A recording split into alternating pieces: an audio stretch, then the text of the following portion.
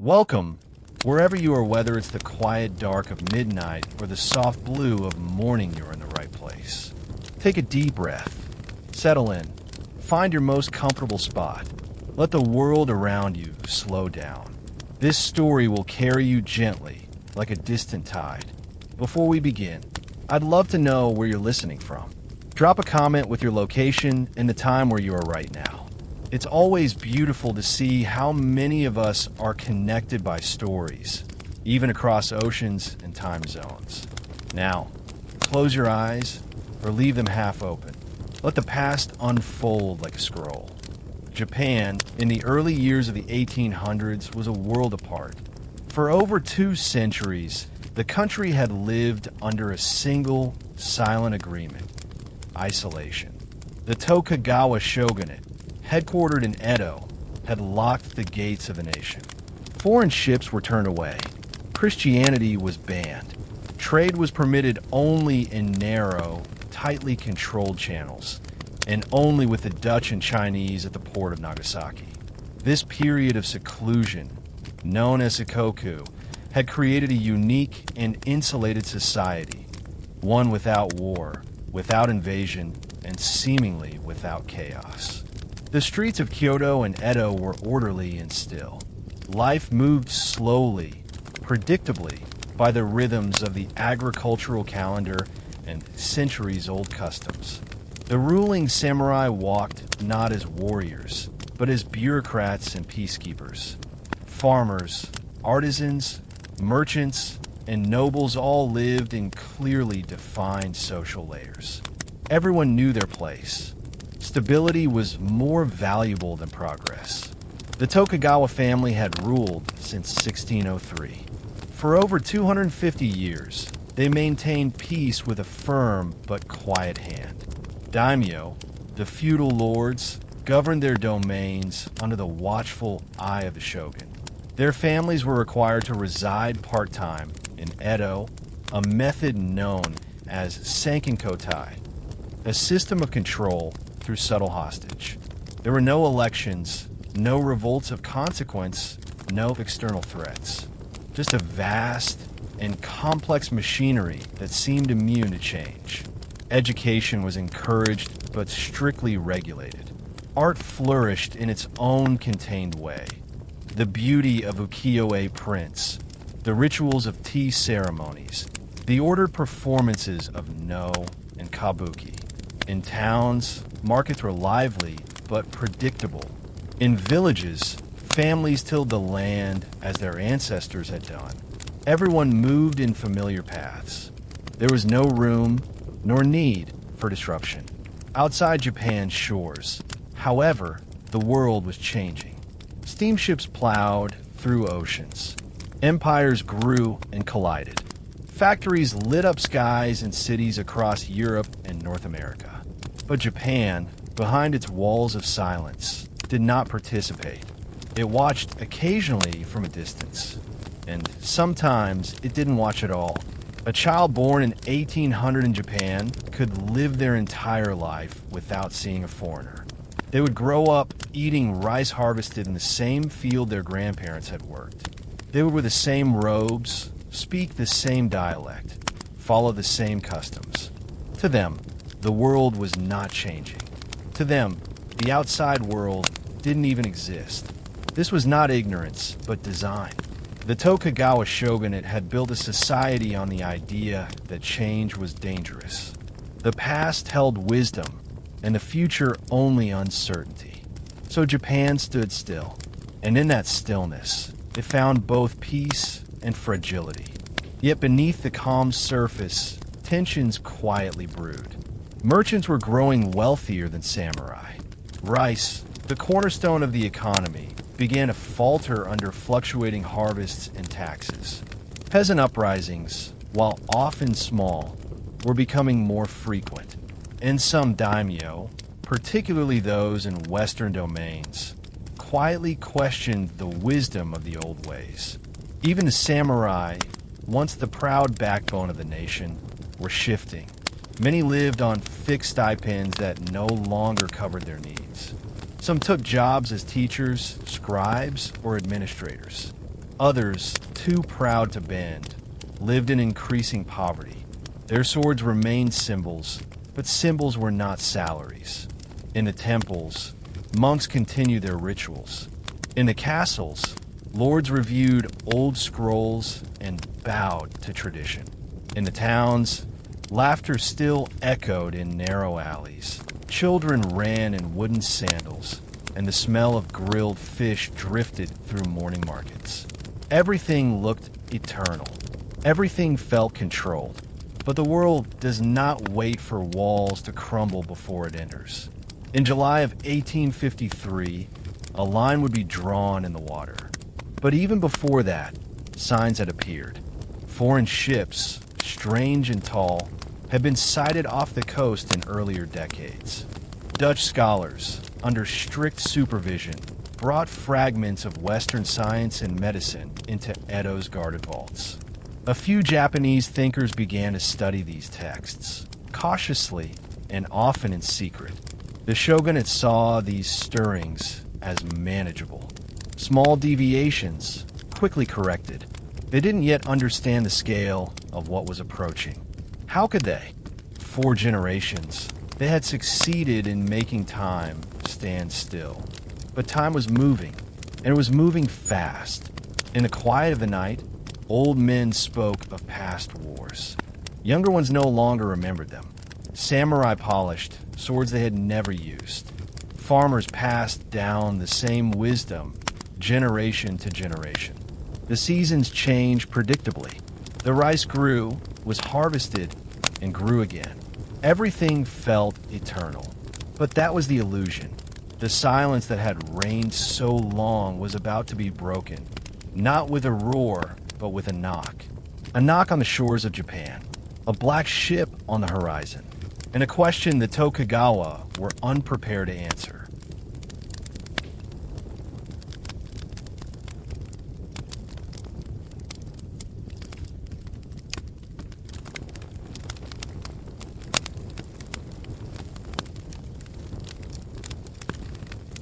The strength of the Tokugawa shogunate was not in its armies, nor in its wealth.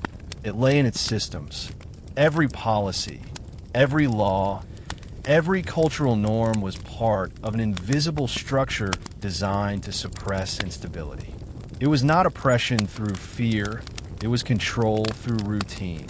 Edo, the capital of the shogunate, was both a political center and a symbol.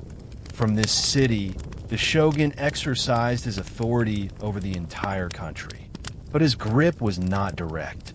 It moved through layers daimyo, hatamoto, magistrates, and clerks, each with roles tightly defined, each answerable to the next. This system, deeply bureaucratic, kept power balanced, but also kept it stagnant. Daimyo ruled their provinces with autonomy, but that autonomy was constantly monitored. The Senkin-Kotai system, in which they were required to spend alternate years in Edo, kept their loyalty in check. Their families remained in the capital, watched, housed, and effectively held as insurance. The cost of maintaining 2 households, one in their domain, another in Edo, was enormous. And that was the point. It drained resources that might otherwise fund rebellion. Marriages among the ruling elite were carefully arranged. Alliances were not born of affection, but of calculation. The shogunate's intelligence networks a web of informants, monks, and local officials ensured that no plot could rise unseen. Even conversation could be dangerous if overheard by the wrong ears. The caste system was rigid. At the top were the samurai warriors who no longer fought. Below them, peasants who farmed, then artisans who built, and merchants who traded. Ironically, the lowest class, the merchants, were often the wealthiest. But wealth did not equate to power. In Tokugawa Japan, status was inherited, not earned. Movement between classes was nearly impossible. Rules governed not only behavior, but dress, speech, and even the size of one's home. A merchant, no matter how rich, could not wear the silks of a samurai. A farmer could not study the Chinese classics. This wasn't just tradition. It was policy. Village headmen collected taxes and enforced order. In towns, local magistrates resolved disputes with swift authority. There were no juries, no appeals. Punishments were public, often brutal, but designed less to harm and more to discourage disobedience. Crime rates were astonishingly low, and yet this control came at a cost. It created a society in which fear of deviation surpassed curiosity. A world where order mattered more than justice. Where man's fate was decided not by his ability, but by the status of his birth. Education flourished in ways the shogunate approved. Children of samurai were taught Confucian ethics, loyalty, and restraint. Peasants learned enough to obey. Some domains, like Satsuma and Chashu, encouraged broader learning, but always under strict watch. Books from outside Japan were rare, and their readers were rarer still. There was no standing national army. Each domain had its own force, trained and equipped separately. The shogunate relied more on influence than strength, and that influence extended through subtle channels. A daimyo who resisted the will of Edo might find his land reclassified, his stipends cut, his heir blocked from succession. These tactics were not dramatic, but they were effective. Over generations, the population internalized the rules. People no longer needed to be forced to obey. They simply did. But beneath this surface of obedience, quiet discontent brewed. Some farmers chafed under rising taxes and stagnant wages. Merchants bristled at social restrictions that ignored their growing economic power. Even within the samurai class, frustrations mounted among those forced into clerical work, among those whose honor felt ceremonial. Outside Japan's borders, ships from four nations, Russia, Britain, America, circled ever closer. Their intentions varied, but their message was the same. Japan's isolation could not last forever. Some within the shogunate understood this. Most did not, and so the iron web tightened. Even as the outside world stirred, the Tokugawa doubled down on what had worked for centuries. Silence, structure, surveillance. It worked for a while, but every system, no matter how finely built, contains its own fault lines. And when pressure comes from outside and from within, even iron begins to bend. On a quiet summer morning in July of 1853, the people of Uraga Bay, near Edo, woke to an unfamiliar sound. Deep guttural, mechanical, not the creaking of wooden ships or the snapping of sails, but the steady churning of paddle wheels. Out on the water, a dark line began to appear on the horizon. They were not Japanese ships. These vessels were unlike anything the villagers had ever seen. Tall, iron-ribbed, belching thick black smoke into the sky. 4 of them in total, painted a deep, foreboding black. They moved not with the wind, but with an eerie, relentless force. The people on the shore called them Kurofian, the black ships. They belonged to the United States Navy. At their head was Commodore Matthew Perry, a man chosen not only for his experience, but for his iron will. He had come with a message, and he would not leave without delivering it. For more than 200 years, Japan had closed itself off. Foreigners were refused entry. Traders were kept at arm's length. Christianity was banned, but the world had changed. The West now demanded open ports, coal for steamships, safe harbors in storms. And America, growing rapidly in ambition, had set its sights on the Pacific. Perry's orders were clear. Deliver a letter from the President of the United States and secure Japan's agreement to open its ports. If diplomacy failed, he was authorized to demonstrate force. When the black ships anchored just miles from Edo, panic rippled through the coastal towns. Fishermen fled inland. Local officials sent frantic messages to the capital. The shogunate had prepared for many scenarios, but not this. Their cannons were outdated. Their ships, wooden and wind-powered, were no match. Perry refused to follow Japanese protocol. He declined to meet with low-level envoys. He demanded to speak directly to a representative of the shogun. When they hesitated, he issued a quiet ultimatum. If refused, he would sail into Edo itself and deliver his message by force. The Tokugawa court, stunned and uncertain, relented. They agreed to accept the letter. It was presented with great ceremony. American Marines in full uniform. Japanese officials in traditional robes. The letter from President Millard Fillmore was polite but firm. It asked for the opening of ports to American ships. It warned that peaceful trade was preferred, but that America expected a reply. Perry did not wait. He departed with a promise to return the following year. And just like that, the silence was broken. For the first time in over 2 centuries, Japan had been confronted with a foreign power it could not dismiss. The encounter was not a battle, but it was a victory for the Americans. The black ships had come and gone without resistance. Their engines roared louder than any gunfire. In Edo, shock gave way to anxiety. The shogunate, already strained by internal unrest, now faced an external dilemma it had no tools to solve. Some officials argued for modernization, others for doubling down on tradition. But above all, they feared looking weak. News of the ships spread rapidly, from coastal villages to castle towns. In Osaka, Kyoto, and Nagasaki, commoners whispered about foreigners with steel ships and sky-darkening smoke. In the countryside, peasants who had never seen the sea imagined monsters. In temples, monks prayed for protection. And in the imperial court in Kyoto, long symbolic, rarely political, the emperor's advisors began to take greater interest in the shogunate's decisions. Quietly, the question began to circulate.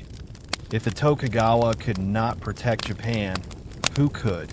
When Perry returned in 1854, he brought more ships, more men, and more pressure. This time, the shogunate signed a treaty. It was called the Treaty of Kanagawa. 2 ports would open, shipwrecked sailors would be protected, and an American consulate would be established in Japan. For Perry, it was a diplomatic success. For Japan, it was a psychic break. Soon after, similar treaties followed, with Britain, Russia, the Netherlands, and France. Japan was now part of the international system, whether it liked it or not. And the terms were not equal. These were unequal treaties, granting foreign powers privileges inside Japan that Japanese traders and officials could not enjoy abroad. Many Japanese saw it for what it was, a humiliation. The shogunate had surrendered without a fight. And though few truly wanted war with the West, fewer still could ignore what the surrender symbolized. In the towns, samurai muttered about betrayal. In the domains far from Edo, reformist daimyo began to prepare for change. Some studied Western weapons. Others trained young men not in swordsmanship, but in marksmanship. But even then, the reaction was not chaos. It was slow, simmering. The Japanese character of the time, molded by centuries of order, moved carefully, thoughtfully. Still, the damage was done. The world had entered. The illusion of absolute sovereignty was gone.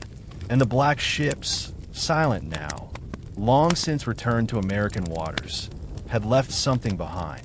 Doubt. For centuries, Japan had been an island in more ways than one. Now it had been touched. Not invaded, but penetrated. And with that, the Tokugawa could no longer rule by the old rules alone. The storm had not yet come, but the sky had darkened, and the stillness was no longer safe.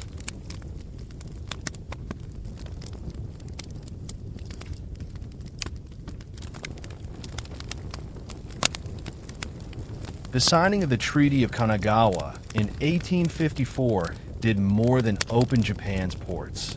It opened its mind, not willingly but inevitably. What followed was not a wave of revolution, but a slow erosion. Like water beneath a foundation, the cracks were silent at first, but they grew steadily. Inside Edo Castle, the Tokugawa elite held long meetings. They debated responses. Some argued that Japan should modernize immediately, adopt Western weapons, ships, even institutions. Others warned that to imitate the West was to betray the soul of the nation. The shogunate, pulled between these forces, hesitated, and hesitation in politics is a kind of death. In the outer domains, particularly Satsuma and Chashu, things moved differently. These clans had long histories of quiet resistance. Now, with the central government wavering, they took their own initiative. They sent envoys to Nagasaki, the only window to the West, to learn Dutch, study Western medicine, and understand the steam engines that now patrol Japanese waters. In shadowed rooms, young samurai read forbidden books by candlelight. They sketched diagrams of railways, copied out treatises on firearms and industrial chemistry. They did not yet plan revolution, but they were no longer loyal simply because they were told to be. In 1855, the Ansei earthquake struck Edo. The capital shook violently. Buildings collapsed. Fires raged. Over 10,000 people died. It was seen by many as a bad omen, a sign, perhaps, that the heavens no longer smiled upon the shogunate. Religious groups whispered of cosmic disapproval. Commoners quietly nodded. The Tokugawa bureaucracy, once admired for its order, began to buckle under the weight of uncertainty. Tax collection faltered. Peasant uprisings increased. Famine struck again in some rural areas. And in the cities, inflation rose. Merchants, growing in power and resentment, began to defy social norms more openly. They dressed above their class. Some bribed officials.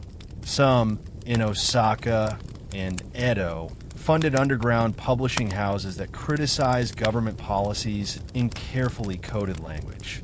Meanwhile, the samurai were drifting.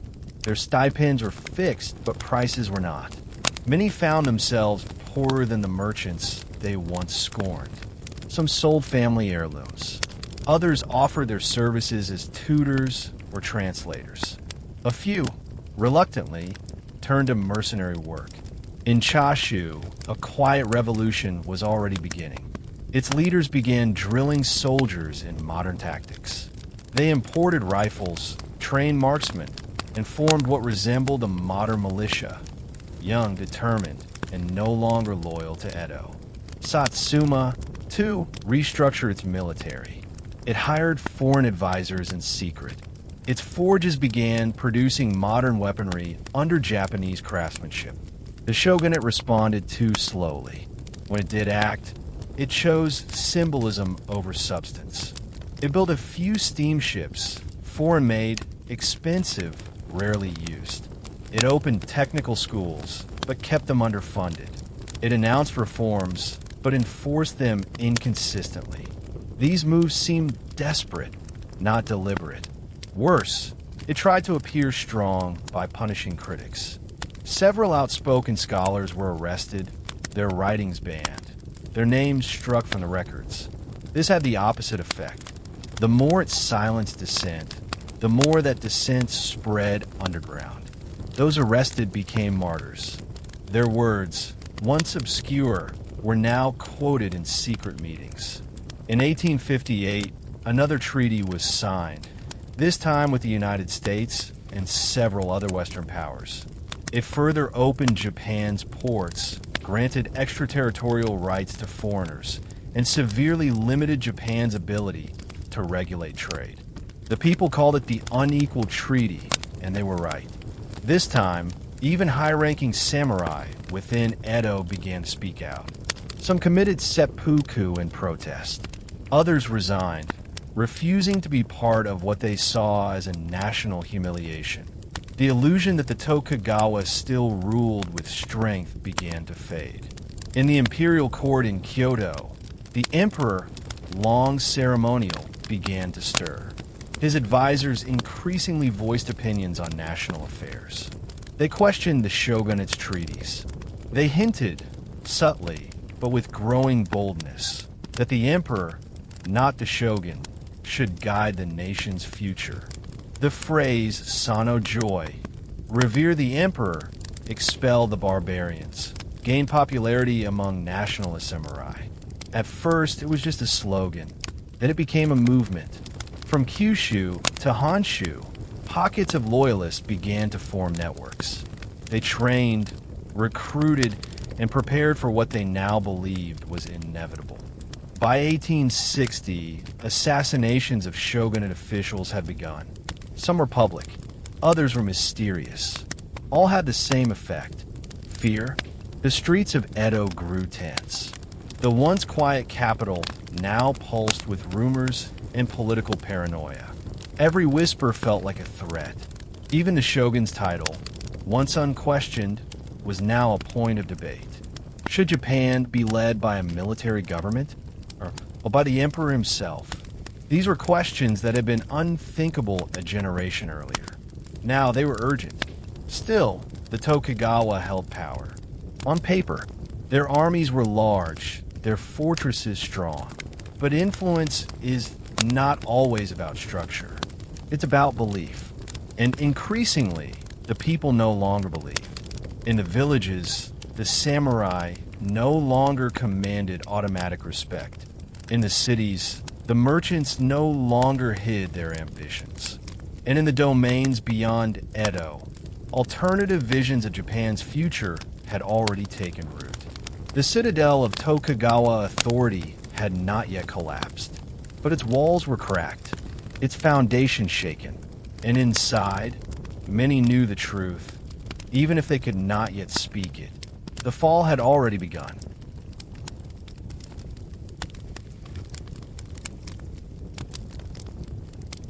By the early 1860s, the storm had a direction. It was coming not from the sea, as before, but from within. From Kyoto, from Chashu, from Satsuma, from the south. The Tokugawa shogunate still ruled from Edo, but its control was eroding by the day. Political murders had become alarmingly frequent. Samurai loyal to the emperor, sure, or men of high purpose, roamed the streets, blades hidden, messages whispered, plans unfolding in tea houses and temples. They believed Japan had only one sovereign, the emperor, and that the shogunate was now an illegitimate veil. These assassins struck with precision.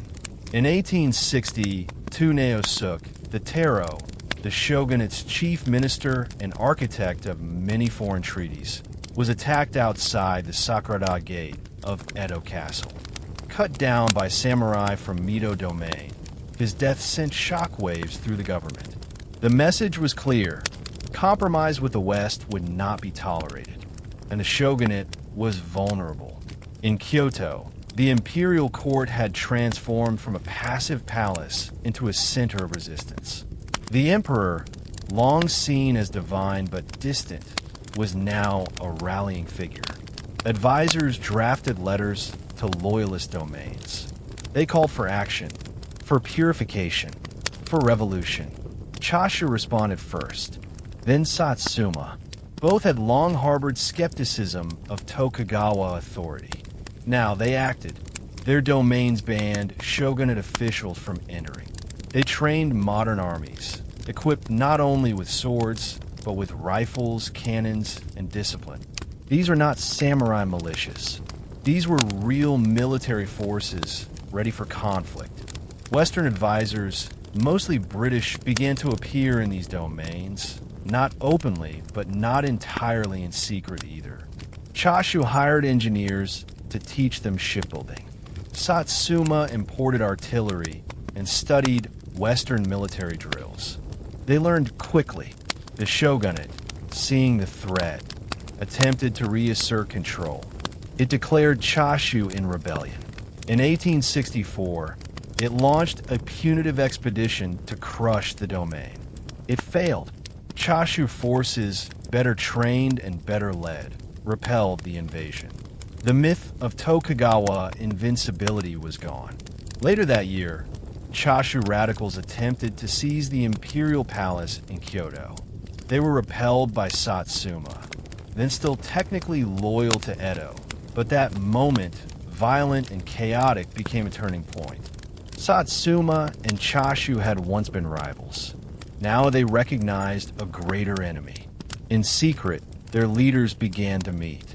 One of the architects of their alliance was Sakamoto Ryoma, a visionary from Tosa Domain. He saw the potential for unity in shared purpose. He brokered meetings between leaders who had once been enemies. His vision was simple: replace the shogunate with a modern government under the emperor, a Japan that could stand equal with the West, but without losing its soul. Their goal became clear: the end of Tokugawa rule.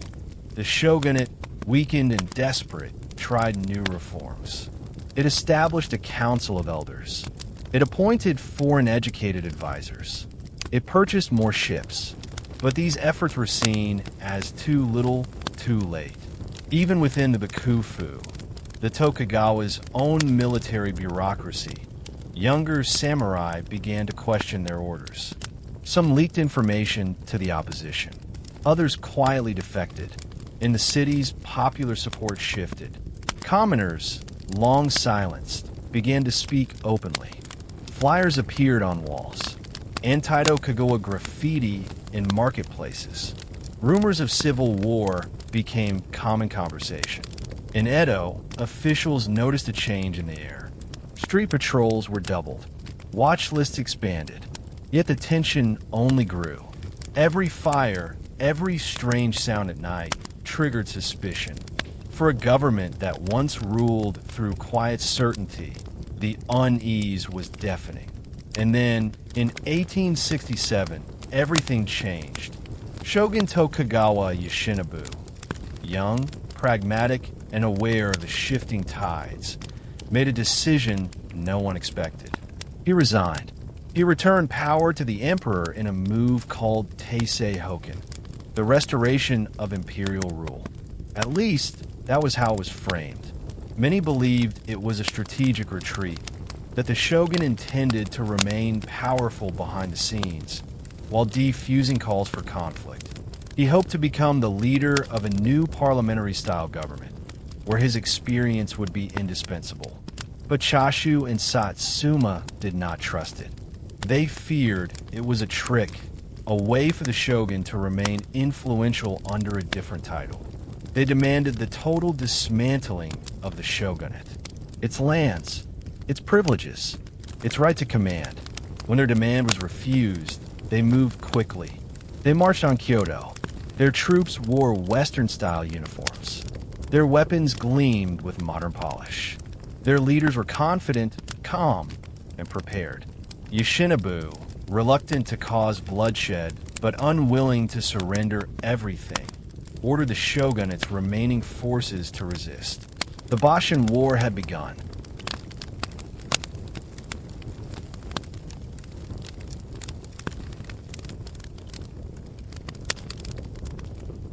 The war began quietly, not with a declaration, but with a deployment.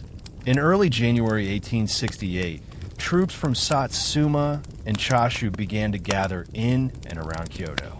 There was no dramatic seizure of the city, no clashes in the streets, just columns of disciplined men in unfamiliar clothing, Western-style uniforms of dark blue and gray, boots where sandals had once been, rifles cradled where katanas had once hung alone. They moved calmly, but with purpose. Their presence was not a surprise. What was a surprise was what they carried: the imperial banner, a golden sunburst, the sacred symbol of the emperor, flown high at the head of every column. That flag changed everything. For centuries, the emperor had been a distant figure. Revered, yes, but removed. His palace in Kyoto had been more a shrine than a throne.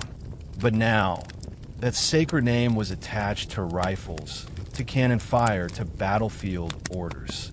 And that gave the Satsuma-Chashu coalition more than an army. It gave them divine legitimacy. The Tokugawa still held Kyoto on paper. They had garrisons, checkpoints, command posts.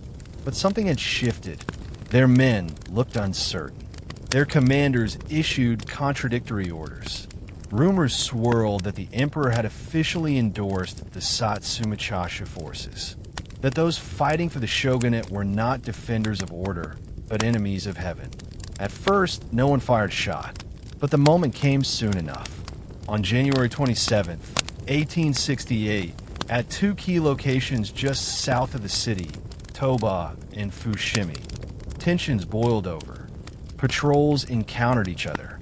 Words were exchanged. Then a single gunshot rang out, followed by another, then many. The Battle of Toba-Fushimi had begun. It was the first armed conflict of what would come to be called the Boshin War. It lasted 4 days. It changed the course of Japanese history. The Tokugawa army was larger, nearly 15,000 men, many drawn from loyal domains and Edo itself. But it was a traditional army. Most soldiers wore outdated armor. Their weapons were a mix of old matchlocks and spears. Some units still trained for close combat. Few had experience with modern firearms. In contrast, the Satsuma and Chashu troops, though fewer in number, had trained with foreign advisors. They drilled in Western formations.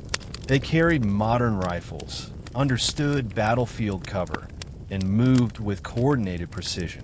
What they lacked in numbers, they made up in organization and morale. The battle raged over muddy roads, narrow bridges, and temple courtyards.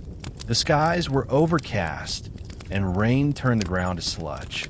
Civilians fled the outer districts.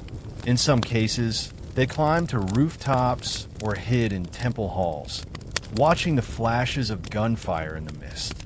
One major turning point came not from bullets, but from a flag.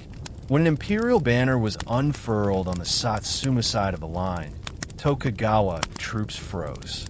Some questioned their orders. Others lowered their weapons. It wasn't that they feared the emperor. It was that they revered him. To shoot at that banner, even in confusion, was to break a sacred bond. The Tokugawa had ruled as military leaders. But now their authority was being framed as treasonous. It broke their certainty, and with it there will the fight. Over the next 3 days, key Tokugawa commanders hesitated or fled. One unit switched sides entirely. Another retreated before orders came. Yoshinobu, observing from Osaka Castle, received incomplete reports. At first, he believed his forces were holding. Then he heard that key allies had withdrawn. That morale was crumbling. That imperial banners had been seen on the city gates. He had options. He could have sent reinforcements. He could have rallied what was left. But he made a different choice. On January 30th, he boarded a warship and left Osaka. He did not inform his generals. He did not give a farewell address. He simply disappeared. Back in Kyoto, the streets grew quiet. When the news of Yoshinobu's flight spread, it was as if a storm had passed. There had been no siege, no razing of the city, and yet the change was total. Kyoto was now under imperial control, not because it had been taken, but because it had been surrendered. In the days that followed, the emperor, still a teenager, still largely symbolic, issued a proclamation. The Tokugawa were stripped of power. The imperial court declared itself the sole rightful government of Japan. The restoration was no longer an idea. It was a fact. For the common people, the meaning was unclear. The flags had changed. The soldiers wore different uniforms. But taxes were still due. Crops still needed planting. And yet, there was a feeling in the air. A quiet excitement. A tremor beneath the routine. Something old had ended. And something new had begun.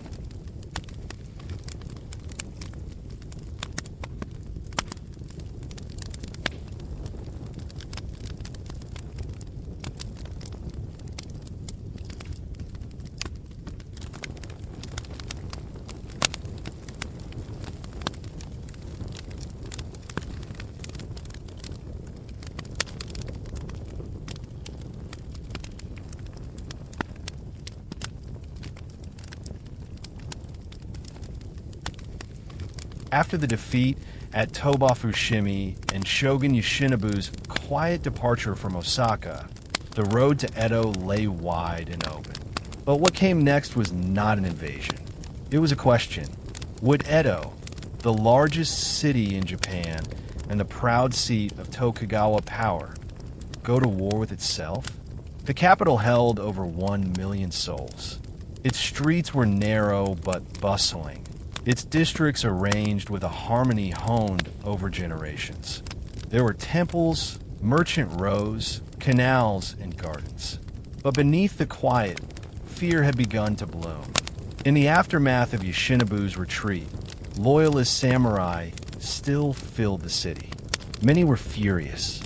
They had trained for years, believed in the Tokugawa legacy, and now found themselves adrift. Some called for resistance.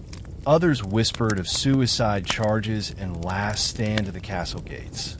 Meanwhile, merchants feared looting. Farmers arriving from outside the city hesitated at the gates. Families moved valuables to cellars. Rumors swirled. The imperial army would burn Edo to the ground. The Satsuma men were coming to punish the Tokugawa loyalists. Everyone held their breath. But at the center of it all, one man held a different vision. Katsu Kaishu, the Tokugawa Navy minister, a samurai and strategist, understood the scale of what was coming. He had met foreigners. He had studied abroad. He knew that Edo was not a battlefield. It was a living city. And if it burned, Japan would carry that scar forever. So he reached out. To the south, the Imperial Army was advancing. Seigo Takamori, their general, was a legend already, a warrior with a poet's calm. Known for his discipline and integrity, he had no interest in chaos. He, too, wanted to build a new Japan, not simply destroy the old one. The two men agreed to meet. Their meeting took place in March 1868 in a quiet residence on the outskirts of Edo. Just the two of them, sitting on tatami mats, speaking as patriots rather than enemies. No swords drawn, no threats exchanged. Katsu made a direct offer. Edo would surrender peacefully. There would be no battle, no bloodshed, if the Imperial Army would protect the lives of the citizens and the structures of the city. Seigo listened. He understood what was being offered. Not just land, but legitimacy. If the imperial cause could take the capital without destruction, it would begin its new era not with horror, but with grace. He agreed. Outside, thousands of troops prepared for what they thought would be a brutal siege. Instead, an armistice was announced. Inside Edo, the mood shifted. Relief spread slowly. There were still protests. Some hot-headed samurai refused to accept the surrender. A few staged minor uprisings. Small fires were set. Shots were exchanged on the outskirts. But these were isolated acts of defiance, not coordinated resistance. The Tokugawa house, after 265 years of rule, had agreed to stand down. Yoshinobu, still in Edo Castle, accepted the terms in silence. He would live out his life in relative peace, later even serving as a noble under the new imperial government. He had lost the war, but saved the city. On May 3rd, 1868, imperial troops entered Edo. They did not pillage. They did not burn. They marched through the gates with discipline, carrying the imperial standard. Crowds watched silently. Some bowed. Some wept. Some simply stared. The banners of the Tokugawa were lowered. The white chrysanthemum rose in their place. It was not the end of the war, but it was the end of something vast. Edo, the city of the shogun, the ordered capital of centuries, was no longer the center of Japan, and soon it would no longer even carry the same name. The emperor, now asserting real authority for the first time in generations, declared that the capital would move. Kyoto would remain sacred, but the future would be built elsewhere. Edo would be renamed. From that day forward, it would be called Tokyo, the eastern capital. The transition was not immediate. It would take years for Tokyo to become the administrative and symbolic heart of the nation. But the change was set in motion. People adapted. Shops reopened. Schools resumed lessons. Monks resumed chants. Children played in streets, still echoing with the memory of marching boots. But in quiet corners, in tea houses, in old samurai homes, in the shadows of castle walls, people whispered about what had been lost, about what might come next. For the first time in memory, Japan stood without a shogun.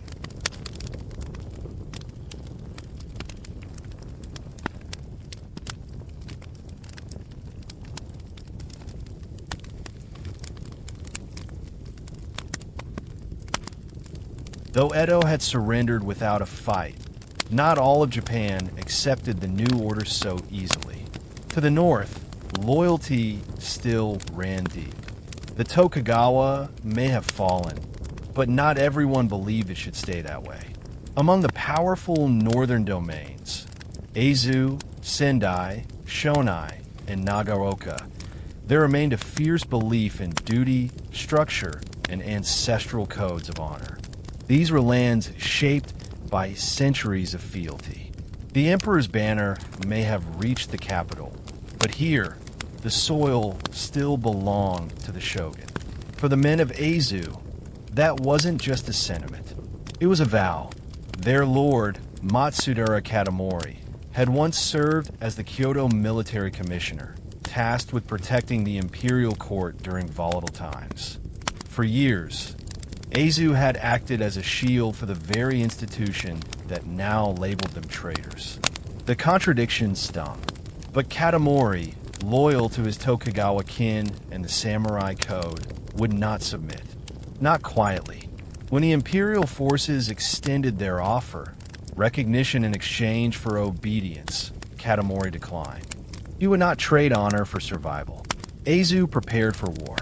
All across the Tohoku region, northern domains watched uneasily. Some hesitated, unsure if the resistance would bring salvation or destruction. But a few rallied together. They formed a coalition, the Uetsu Reppan Domei, or the Northern Alliance. It was too late. The Imperial Army had momentum. It had superior weapons, faster communication, and the moral weight of the Emperor's name. But in the north, the resistance was fierce. No region fought harder or lost more than Aizu. The castle town of Wakamatsu became the center of the defense. A stronghold encircled by snow-capped mountains, it was scenic, proud, and destined for siege. Inside its walls, the samurai of Aizu gathered with grim resolve. They cleaned ancient swords. They loaded black powder rifles. They wrote farewell poems tucked inside sleeves. Women joined them, not on the front lines, but in duty. Some sewed uniforms. Others ground medicinal herbs. Still others practiced self-defense, vowing to protect their homes until the end. Teenage boys trained alongside them. The Byakutai, or White Tiger Corps, was formed from the sons of Aizu's noble families. Most were just 15 or 16. Their faces were not yet marked by war, but their minds were. They had grown up hearing of sacrifice.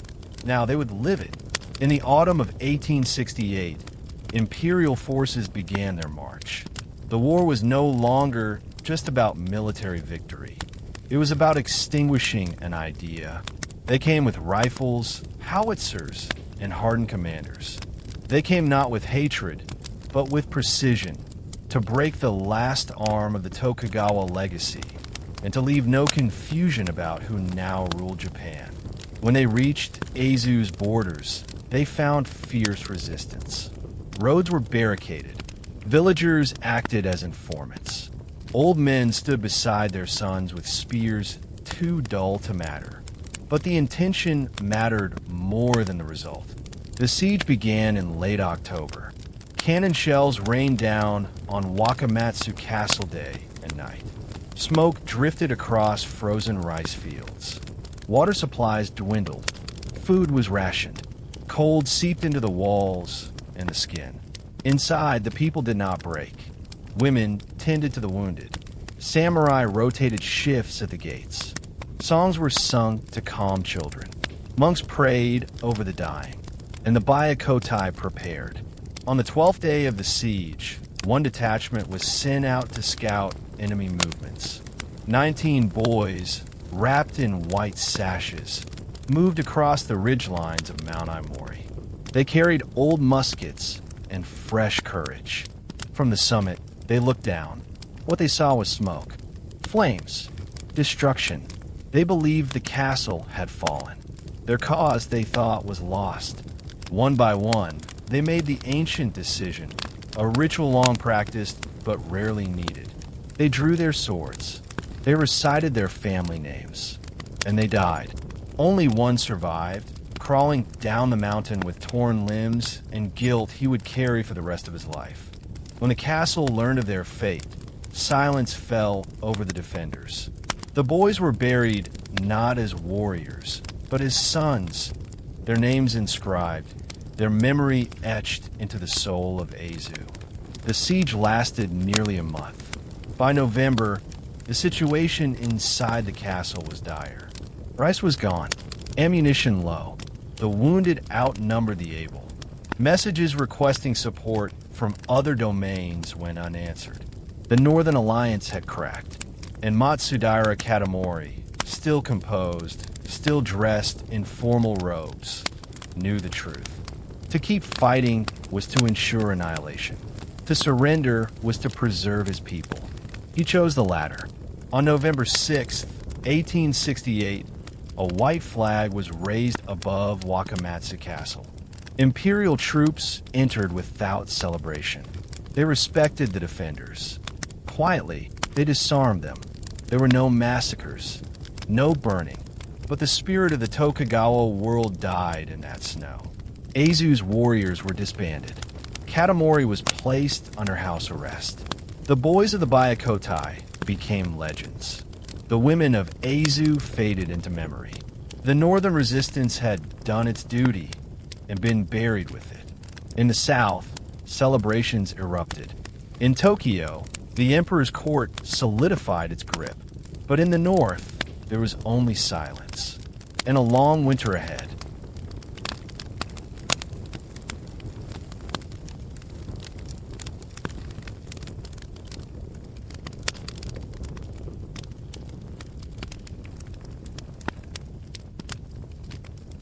The Boshin War should have ended with Aizu. Edo had fallen. The Tokugawa had surrendered. The emperor was now the face of Japan. Resistance had all but vanished. But in a naval port far from the imperial banners, a small fleet left under cover of darkness, not as refugees, but as rebels with one last vision. At their head stood Inomoto Takeaki, a commander trained by Dutch and French naval officers, once entrusted with the pride of the Tokugawa Navy. When Edo surrendered, Inomoto refused. He believed the Tokugawa legacy deserved a better end than silent absorption. With him were over 3,000 men, samurai, sailors, engineers, loyalists, and dreamers. They boarded steamships loaded with supplies, artillery, and crates of old banners. Among them were a handful of French military advisors, including Captain Jules Brunet, who believed that Japan's modernization did not have to erase its soul. Their destination, Hokkaido, Japan's northern frontier. Cold, remote, sparsely defended. There, they hoped to build something new. They arrived in late 1868 and seized control of the port of Hakodate without bloodshed. The locals, more curious than combative, watched as the Tokugawa flag was raised again. Not over a palace, but over the newly constructed Goriakako Fort, a five-pointed star bastion modeled after the designs of Vauban in France. And then came the declaration. The Republic of Ezo. It was unlike anything in Japanese history. Inomoto did not proclaim himself shogun. Instead, he submitted to democratic structure. Officers elected leaders. Responsibilities were shared. Though still aristocratic in spirit, it was a deliberate step toward Western-style governance. Inomoto served as president. Brunette oversaw artillery training. Samurai drilled with rifles. Navy ships patrolled the frozen coast. Cannons were mounted along cliffs. And for a moment, brief and fragile, it looked like a new vision of Japan might take root. But the emperor's government in Tokyo saw something else. They saw defiance, a rebel state formed by ex-Tokugawa officers, a challenge to their legitimacy. It could not stand. In the spring of 1869, the imperial government launched its final campaign of the Boshin War. A modern fleet, staffed with English-trained officers, sailed north. Their goal: destroy the Republic of Ezo. The Battle of Hakodate had begun. It was the only naval battle of the Boshin War, and the first in Japanese history fought between steam-powered warships. The skies over Hakodate darkened with smoke.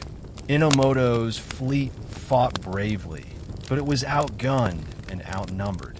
One by one, Tokugawa ships were sunk or forced aground.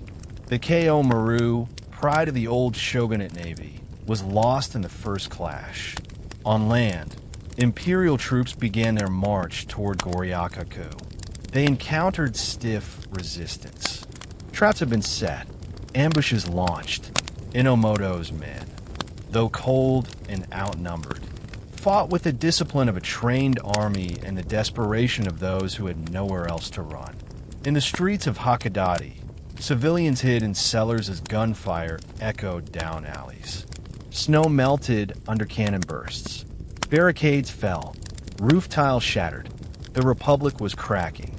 Inside Goryakaku, the final stand was forming. Inomoto remained calm.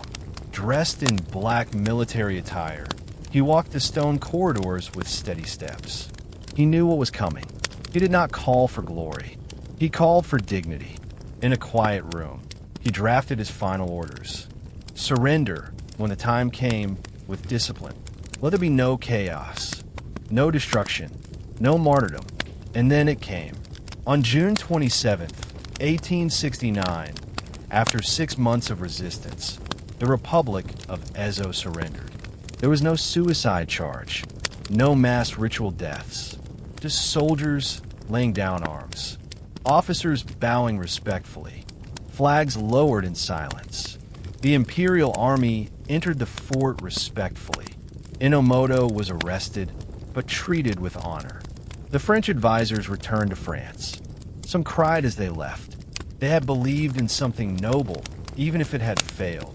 Goryakaku was silent. The last fortress of the old world had fallen. The Republic of Ezo disappeared from maps. Its name forgotten by some, remembered by others.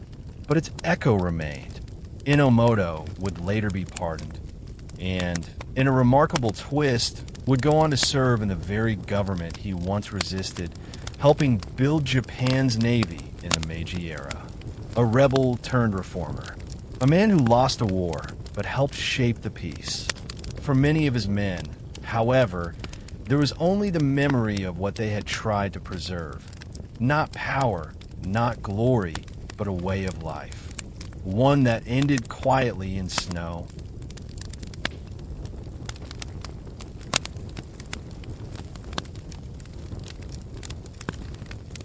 After the cannons had gone quiet and the banners had been lowered, Japan stood at the edge of something vast and unknown. The Boshin War was over.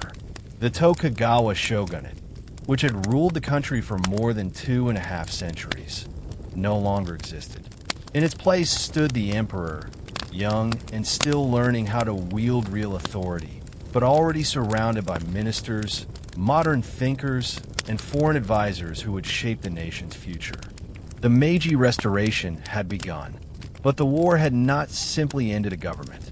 It had ended a worldview, one built on layered codes of loyalty, inherited status, and an understanding of place that had governed not just politics, but the rhythm of life itself.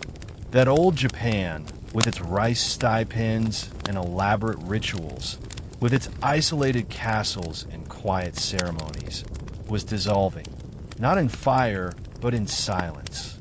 In Kyoto, the imperial court grew busy with proclamations. Edicts were issued in elegant brushstrokes. Samurai privileges were repealed. Domains were reorganized. But for many, the change wasn't felt through documents. It was felt in the body. A former samurai, once greeted with bowed heads and respected titles, now walked through Tokyo, not as a master, but as a man searching for purpose. Some found new roles, serving in the Meiji military or joining the new bureaucracy. Others opened schools, taught calligraphy, or studied English. But many did not adapt. They sold swords their ancestors had carried into battle. They took work as guards, couriers, or translators. They blended into the new cityscape like ghosts from a different age. And as railways were built, telegram wires strung, and modern factories rose beside shrines, Japan hurtled forward. It sent diplomats abroad. It welcomed machines once seen as alien. It opened schools where boys and girls learned science and geography alongside Confucian classics. Blacksmiths now forged steel beams. Peasants now read newspapers. A world that had been carefully still was suddenly in motion. In the north, the ruins of Wakamatsu Castle stood quietly beneath the snow. Locals rebuilt their homes. The children of samurai now helped in rice fields. At Mount Aomori, where the boys of the White Tiger Corps had taken their lives, flowers bloomed every spring, carefully placed by hands who still remembered. In Hakodate, Goryakuku stood intact, but empty. The flag of the Republic of Ezo was gone, but the memory of its ambition lived on. In memoirs, in whispered tales, and in the quiet respect of those who had witnessed its creation. Across the country, rituals changed. The emperor now traveled in trains. Officials wore Western suits. The samurai top knot was banned. Even clothing transformed. The streets of Tokyo filled with tailors making frock coats instead of kimono. At first, these changes felt strange, but then they became normal. Still, not everyone welcomed the new world. In remote villages, elders kept stories alive of the shogun's peace, of long days without war, of fixed rhythms and familiar rules. They spoke of order, of knowing one's place, of a society where harmony outweighed ambition. But they also knew that world had passed. In 1873, conscription was introduced. All young men, regardless of class, were now expected to serve in the military. For some, it was opportunity. For others, it was betrayal. Why should a farmer's son fight beside the son of a former daimyo? The answer was simple. Japan was no longer a web of castes. It was a nation, and yet the past did not vanish completely. In cemeteries across the country, stone markers bore the names of those who had died for the Tokugawa. In Aizu, a single line was often repeated, for honor, not victory. In Edo, now Tokyo, a few old samurai continued to gather each year in silence, pouring tea for the fallen, facing west. Children grew up hearing these tales. They knew the names, Yoshinobu, Seigo, Inomoto, not as lines in a textbook, but as figures with breath and blood. And as the years passed, the war faded into memory. But the question it had raised remained. What is worth preserving? What must be let go? Japan had made its choice. It had chosen speed over stillness, industry over isolation, unity over hierarchy. And with that choice, it entered the modern world, not dragged by foreign powers, but stepping forward on its own terms. Yet even in the neon-lit cities of the future, the old world lingered. In the pause before a bow, in the silence after a temple bell, in the sound of snow falling on old stones, there had been no louder symbol of Japan's past than the samurai's sword. And so, when it came time to end that past, the sword was the first thing to go. The year was 1876. It had been nearly a decade since the fall of the Tokugawa shogunate.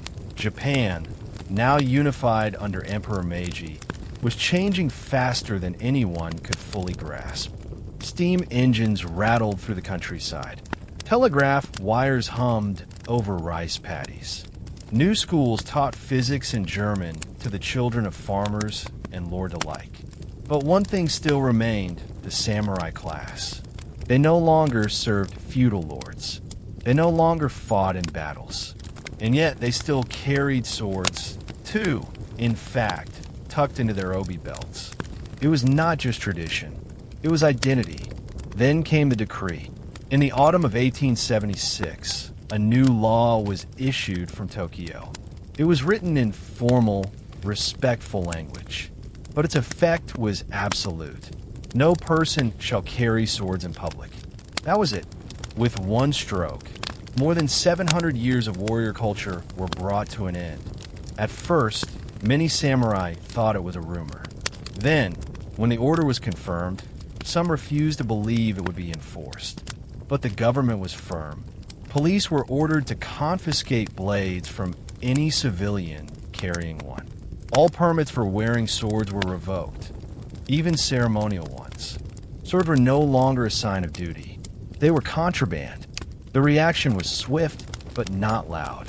There were no mass protests in the cities, no rebellions in the streets. What there was everywhere was silence. In cities like Tokyo, Kyoto, and Nagoya, men who had once walked proudly now tucked their swords away, unsure whether to hide them or hand them in. Some carried them one last time, for a quiet walk through a familiar district or a final visit to an ancestral grave. In small towns, local officials gathered samurai in meeting halls. They read the decree aloud. Some samurai wept.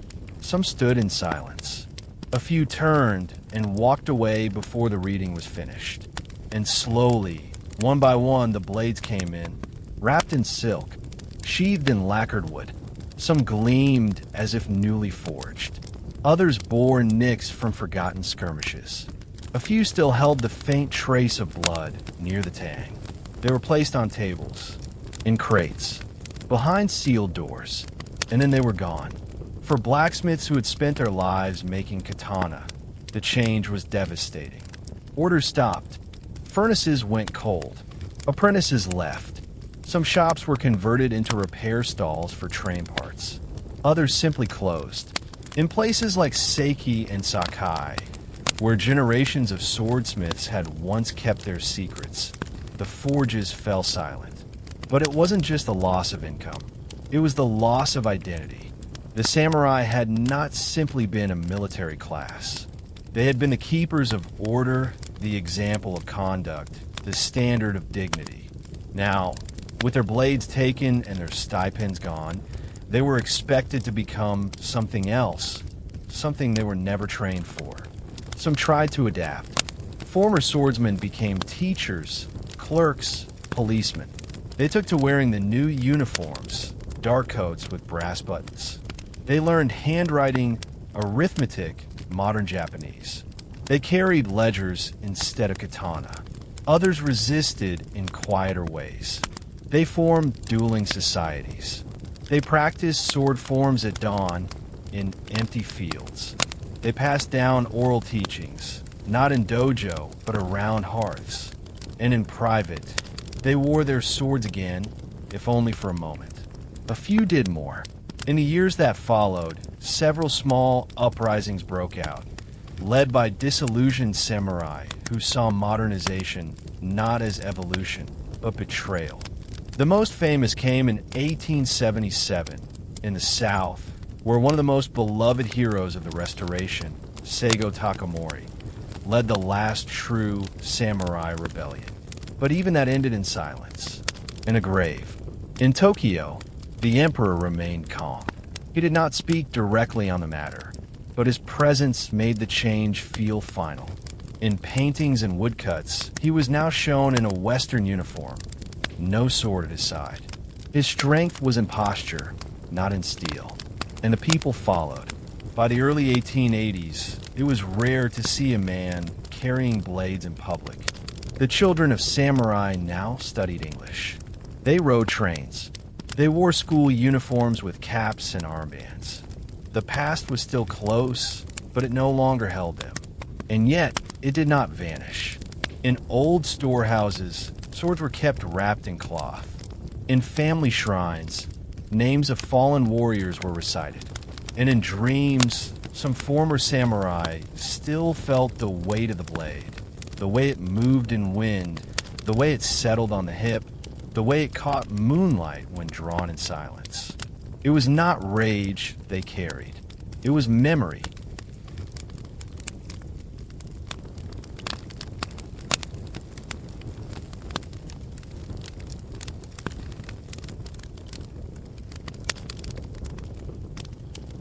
Beneath the glow of lanterns in small sake houses, behind the rice paper walls of old samurai homes, and the pages of carefully folded letters passed from hand to hand, a quiet resistance lingered.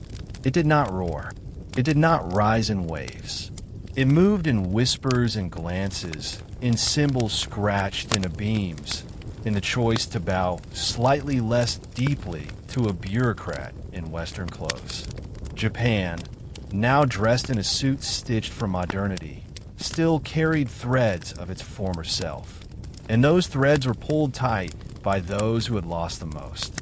After the swords were taken, after the stipends dissolved and the banners fell silent, many former samurai did as they were told.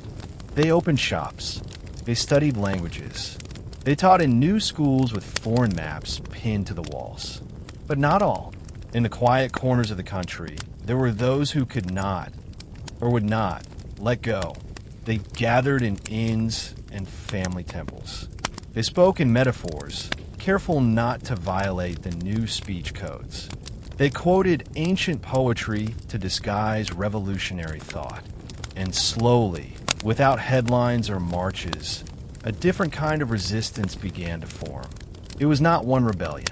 It was many small fires. Some were cultural. In Osaka, old woodblock printers began producing pamphlets that criticized the new government, not with slander, but with satire. Drawings of Meiji officials in oversized uniforms, heads replaced with spinning gears. Stories of spirits who had forgotten their names after cutting their top knots. These papers moved hand to hand, folded into the sleeves of kimono, passed in alleyways before sunrise. Others took a more direct approach. In Kyushu, schools were opened under the banner of classical revival. But what they really taught was remembrance. Students learned not just calligraphy, but clan genealogies, battlefield strategy, and the ethics of Bushido. They read Western books too, but always alongside lessons about loyalty, sacrifice, and how to die with honor if a nation lost its soul. For some, the resistance was personal. Families that had once served great daimyo kept their crests hidden behind prayer scrolls. Blades were wrapped in oiled cloth and stored beneath floorboards. Children were told bedtime stories not of fairy tales, but of ancestors who rode in a fire beneath Tokugawa banners. In those homes, every crack in the new Japan was felt like a wound. Yet the resistance was not purely nostalgic. Some saw what the Meiji government was becoming, a powerful, centralized state that demanded absolute allegiance. They feared that in rushing forward, Japan was forgetting to look inward. That a nation built only on steel and textbooks could lose its soul as easily as it lost its rituals. By the early 1880s, uprisings had begun. Not full revolts, but incidents. Rice riots turned violent. Local officials were attacked in rural districts. In some villages, former samurai took up arms again. Rusty, mismatched, ceremonial. They did not expect victory, but they needed to make a point that something had been taken that would not be returned quietly. The government responded quickly. It passed new surveillance laws. It expanded the police force.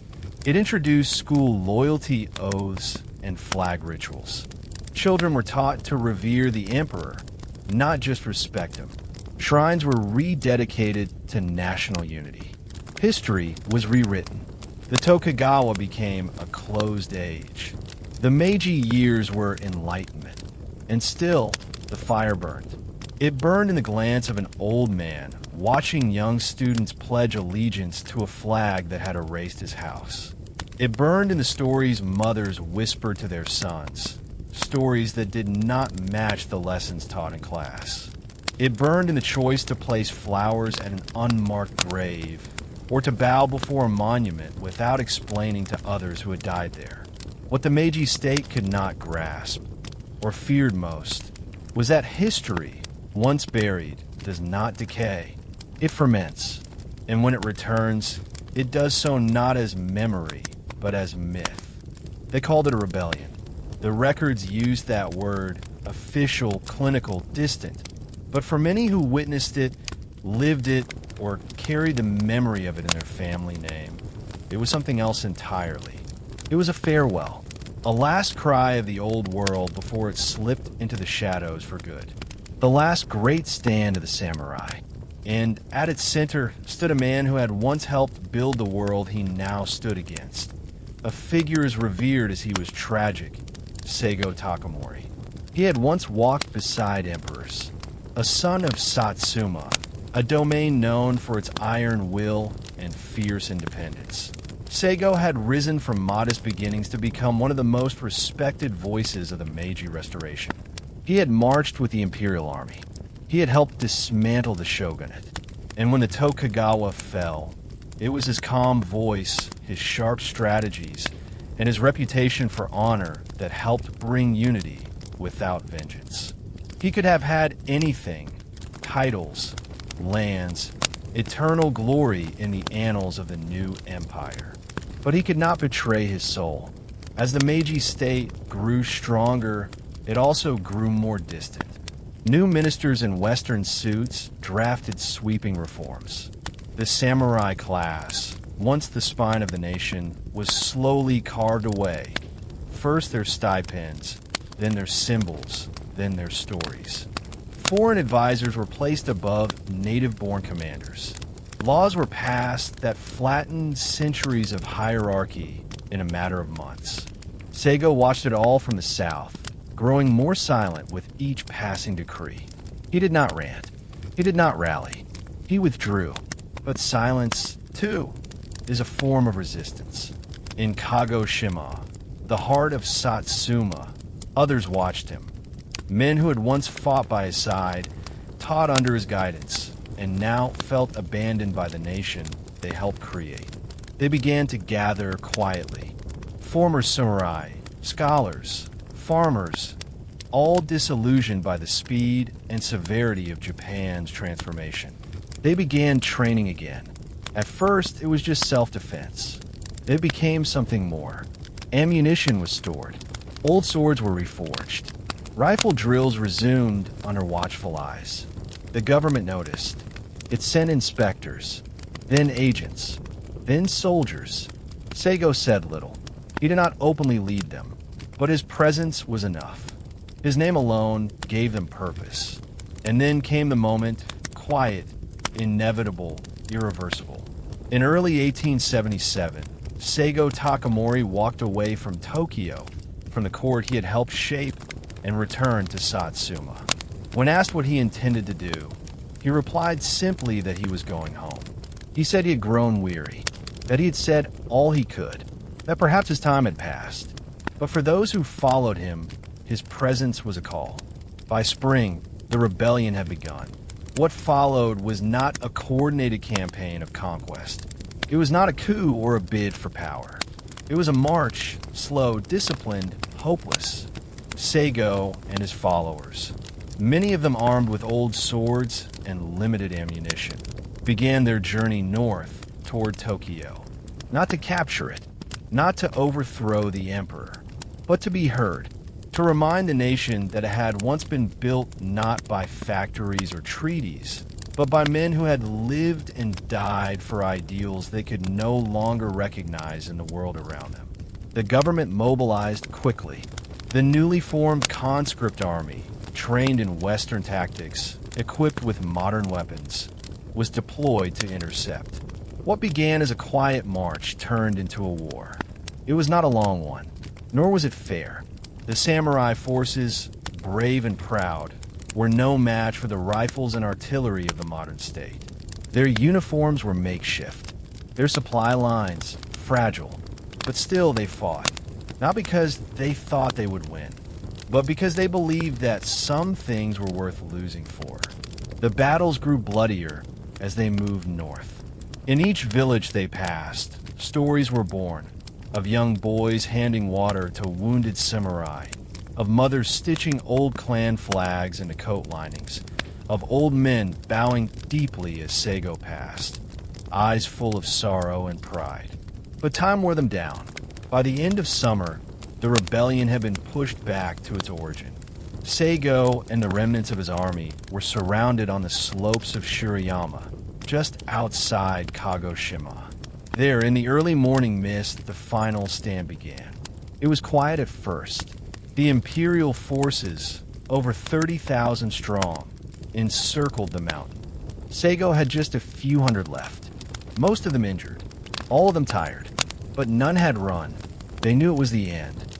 As the sun rose, they read their final poems. They bowed to each other. Some drank tea. Some wept, not from fear, but from the knowledge that when they were gone, there would be no one left to carry the sword in the old way. The cannon fire began. The modern army descended with precision, method, and overwhelming force. By noon, it was over. Seigo Takamori, legend of the Restoration, bowed to his closest friend and asked for his help in ending his life. With quiet dignity, he knelt and accepted his fate, in the old way, with no hatred in his heart. The government declared victory. The newspapers printed headlines about the triumph of unity and the necessity of progress. But in the homes of those who still remembered, there was no celebration. There was only silence and memory.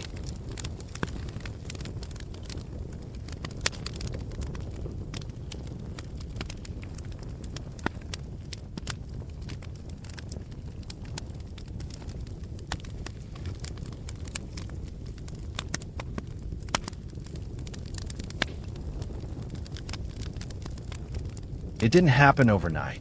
No transformation ever does. But by the close of the 1880s, the land that had once been ruled by shoguns and walked by sword-bearing samurai had become something unrecognizable, not only to outsiders, but to those who had lived through the change. Japan was no longer a realm of scattered domains and silent shrines. It was a nation, a new country, bound not by bloodlines and banners, but by maps, ministries, and the rhythms of modern life. Trains now linked the major cities, breathing steam and movement into places that had once known only the sound of sandals on gravel. Telegraph wires carved their way through mountains and fields, tying together voices once separated by weeks of travel. Uniforms replaced robes. Coins replaced rice. Laws replaced customs. The empire was not just restored. It was reborn with new bones and a new name. And yet, in this landscape of progress, shadows lingered. They lingered in the memories of old men who once bowed to lords who no longer ruled. In the quiet tears of women who had buried sons lost to the final rebellion. In the hands of artisans who now forged machines instead of blades. There was pride in the new Japan, yes, but there was also grief. Still, the work continued. In Tokyo, now firmly established as the capital, ministries flourished. Government buildings rose with brick and ambition. Civil servants memorized new legal codes. Students competed for positions in universities where calculus and constitutional law were now as valued as calligraphy. The emperor, once hidden behind bamboo screens, now stood at the heart of a constitutional monarchy. He issued edicts, received foreign ambassadors, wore Western suits for official portraits. He became the axis of a country that no longer looked to feudal lords, but to itself. In the countryside, change was slower, but no less certain. Villages gained schools, postal offices, and clinics. Boys were conscripted to train with rifles instead of swords. Girls were taught to read, to write, and, slowly, to expect a life beyond the home. Taxation became structured. Land was surveyed. Every inch of the nation was measured, counted, organized. The new Japan was precise, proud, hungry, and with hunger came ambition. The Meiji government looked outward. It studied the West not with admiration, but with determination. Japan had seen what had happened to China, to India, to nations that had been carved up by foreign powers. It would not suffer the same fate. If Japan was to survive, it would need to compete, to grow, to stand equal with the empires that had once threatened its shores. Industrialization became more than policy. It became purpose. Factories emerged where rice paddies had stood. Ironworks clanged through the night. Ports swelled with cargo, not of silk and ceramics, but of coal, steel, and knowledge. Merchants rose. Banks formed. A new class of wealthy industrialists began to shape policy as much as the bureaucrats. And through it all, the emperor remained, not as a tyrant, but as a symbol, a thread that tied the old to the new. But not everything could be carried forward. The shogunate's laws, its rituals, its quiet dignity, these faded. The stories were still told, of course, in plays, in quiet prayers, in the memories of children who would hear of a time when men once bowed before a banner that no longer flew. But time is a tide, and even mountains are worn down by it. In 1889, the Meiji Constitution was enacted, a document modeled on European systems, but written with uniquely Japanese care. It enshrined the emperor's role. It laid the groundwork for a parliament. It recognized, for the first time, that Japan was no longer a collection of clans, but a singular nation. That same year, the Tokyo Imperial Palace was completed in stone and steel. It stood not as a fortress, but as a beacon, a house for a modern sovereign in a modern land. The sakura still bloomed in the gardens each spring, but now they bloomed beside chimneys, railways, and schools filled with the laughter of children who would grow up in a Japan their grandparents could hardly imagine. And yet, if you listen closely in certain quiet hours, you could still feel it. In the early morning, as fog drifted through temple courtyards, in the hush of a train platform before the first whistle, in the last syllable of a poem recited in an empty classroom, a memory, a shape in the mist, not a ghost, but a presence. The old Japan, still there, still watching, not bitter, not broken, just remembered.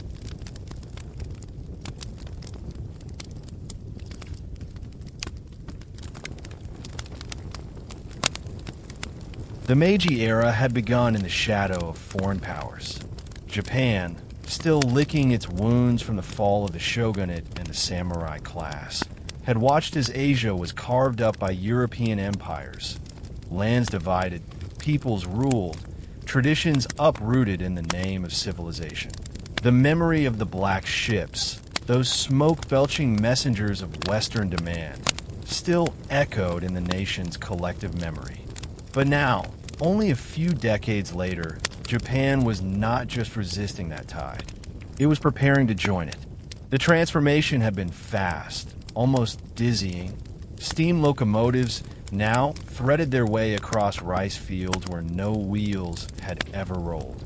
Military schools trained young men in Prussian tactics and naval strategy. Engineers, scientists, and bureaucrats were returning from Europe with suitcases filled with blueprints, books, and ideas. Japan was no longer simply protecting its independence. It was planning for its own expansion politically, economically, and eventually militarily. And at the center of this quiet ambition was the emperor, still silent in public, still solemn in presence, but now fully embedded within the narrative of national destiny. The people no longer saw him as a divine figure removed from daily life. He had become a symbol of unity, pride, and potential. His face appeared on coins, his voice echoed in school halls. His image stood above chalkboards and altars alike. To serve the nation was to serve the emperor, and the emperor, in turn, was Japan itself. But this rising nationalism was not solely spiritual. It was strategic. The Meiji leaders, men like Ito Hirobumi, Yamagata Aratamo, and Okubo Toshimichi, saw clearly what the future demanded. The Western world respected strength, not sentiment. To be seen as equal, Japan would have to act like an empire. And so, the nation began to reach outward. The first steps were small. Trade missions were expanded. Naval patrols were extended into the East China Sea. Treaties were renegotiated with Western powers, slowly chipping away at the unequal terms imposed decades earlier. These victories were political, slow, procedural, but symbolic. Each diplomatic success was celebrated in newspapers and echoed in classrooms. Japan was proving itself on the world stage, not through resistance, but through discipline and skill. Still, not all eyes were on ink and policy. Some watched the coastline, and beyond it, to the neighboring peninsula of Korea. Korea, long closed and rigid, still operated under the influence of the Qing dynasty in China. It was to many in Japan's leadership a vulnerable and valuable frontier. Strategically located, rich in natural resources, and politically unstable, Korea represented both a threat and an opportunity. If Japan did not act, they feared someone else would. And so, in the 1870s and 1880s, the seeds of future conflict were sown. At first, it was trade, then advisors, then troops. Tensions rose with China, slowly but surely. Diplomats spoke of cooperation, but soldiers drilled near borders. Korean officials were caught between two rising giants, their cultural patron in China and their modernizing neighbor in Japan. In 1894, the pressure finally cracked. A rebellion broke out in Korea, the Donghak Peasant Uprising, driven by famine, corruption, and a deep distrust of the Korean monarchy. Both China and Japan sent troops, each claiming to stabilize the situation, but both understanding what was really at stake. And so, for the first time in modern history, Japan and China met not in negotiation, but in battle. The First Sino-Japanese War had begun. For the Japanese public, the announcement came with pride, anxiety, and curiosity. Soldiers boarded trains amid cheers. Newspapers printed battle maps and patriotic verse. The emperor issued calm statements, urging discipline and devotion. In truth, many expected a difficult conflict. China's armies were large, and its empire ancient. But the reality was far different. Japan's military, smaller, younger, but far more modern, advanced with precision. Its navy, modeled after Britain's Royal Navy, proved decisive in the Yellow Sea. Its infantry, trained in Western discipline, captured strategic cities with efficiency. Within months, the war had turned. By early 1895, Japan stood victorious. China, reeling from defeats on land and sea, sued for peace. The Treaty of Shimonoseki was signed in April, ceding Taiwan to Japan and recognizing Korea's independence. Though in practice, Korea had now shifted into Tokyo's orbit. It was Japan's first imperial victory, and it changed everything. At home, the response was overwhelming. Parades filled Tokyo streets. Songs were written. The emperor was praised not just as a unifier, but as the sovereign of a rising world power. Schools taught the names of battles. Veterans were honored in new shrines. A generation of young men now saw military service not as a duty, but a privilege. But behind the celebration, something else stirred. For centuries, Japan had measured itself inward, comparing provinces, balancing clans, preserving internal harmony.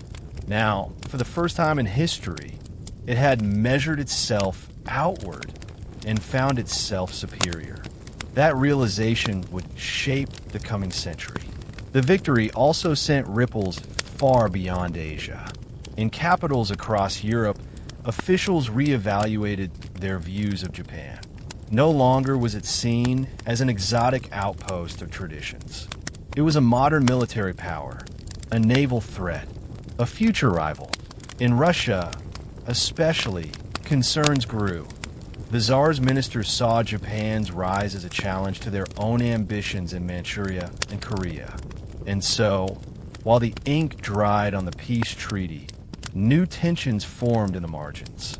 Japan was told by Russia, Germany, and France to surrender some of its gains. The so-called Triple Intervention forced it to give up the Liaodong Peninsula, a key strategic point. The humiliation was public, painful, and unforgettable. For the Meiji leaders, it was a lesson. The West, though polite in diplomacy, would not allow an Asian empire to rise easily. And so, Japan doubled its efforts, expanding its navy, reforming its economy, deepening its education system. It would not be denied a second time. And within that determination, the nation's identity shifted again. Where once the goal had been survival, now it was supremacy. Where once it sought equality, now it sought strength. The emperor, aging but still central, watched it all unfold from behind the palace gates. He rarely spoke publicly, but his presence remained steady. His birthdays became national holidays. His image appeared in every home. He had become less a man and more a mirror, reflecting the nation's will, its pride, its dreams. And beneath it all, beneath the parades, the reforms, the treaties, the past remained. Still present in the curve of a temple roof, in the rhythm of a tea ceremony, in the way elders bowed slightly deeper than the young. Japan had changed, yes. It had grown, but it had not erased itself. It had transformed. And now, the rising sun no longer simply warmed the homeland. It cast its light outward, onto ships, onto treaties, onto maps that were slowly beginning to stretch beyond the horizon. Japan had entered the world stage, not as a subject, but as a player. The celebration of victory faded slowly. Flags still fluttered, and medals were still polished. But beneath the surface of triumph, Japan began to face something far more complex than battlefield success. It had taken Taiwan. It had proven its strength. But now, it stood in the shadow of its own empire. The war with China had given it a taste of power, the kind of power that required more than discipline and railways. It demanded presence, permanence, control, and control, once taken, was not easily held. The Treaty of Shimonoseki had made it clear that Korea was no longer a Chinese satellite. It was, in theory, independent, but in practice, it had become a contested space, pulled between the ambitions of Tokyo and the watchful eyes of Moscow. Korea had its own history, its own traditions, its own court and pride. But after centuries of looking north to China, it now found itself under the shadow of a new neighbor. And that neighbor, Japan, did not simply want peace. It wanted assurance. At first, Japan sent advisors. Quietly, politely. They offered counsel on military reform, finance, and modernization. Korean officials accepted, some out of respect, others from fear. Resistance, after all, was dangerous. But the presence of Japanese personnel, military and civilian, began to grow. A few became many. A whisper became policy. And beneath it all, resentment grew, quiet but steady. In Seoul, the Korean court fractured under the pressure. Reformists welcomed Japanese influence. Conservatives feared it. Protests flared, and so did assassinations. Japan responded the only way it knew how, with more troops, more oversight, more control. The most shocking moment came in 1895. Queen Min, consort to King Gojong and a staunch critic of Japan's influence, was murdered, assassinated in her palace by agents tied to pro-Japanese factions. It was a brutal, calculated act, and it sent waves of grief and rage across Korea. Though Tokyo denied involvement, few believed the denial. The truth, as always, lay in silence and in what followed. Japan tightened its grip. Railroads were built. Communication lines laid. Korean currency was restructured.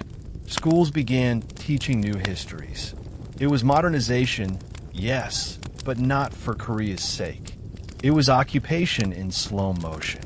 In Tokyo, opinions varied. Some officials believed Japan was acting in Korea's best interest. Others saw it clearly for what it was, the beginning of imperial rule. But all agreed, Korea could not be left to other powers. Not China, not Russia, especially not Russia. Because while Japan solidified its presence on the peninsula, Russia was doing the same in Manchuria, expanding its railroads, building outposts, claiming security in its southern reach. The two empires, modern and hungry, were drifting toward collision, and the people knew it. In both nations, newspapers printed stories of military buildup. Cartoons mocked the enemy. School children drew maps of expanding borders. Veterans rehearsed old drills. Ministers rehearsed new justifications. By the turn of the century, it was no longer a question of if. It was when. In 1904, Japan struck first. The target was not Korea. It was Russia.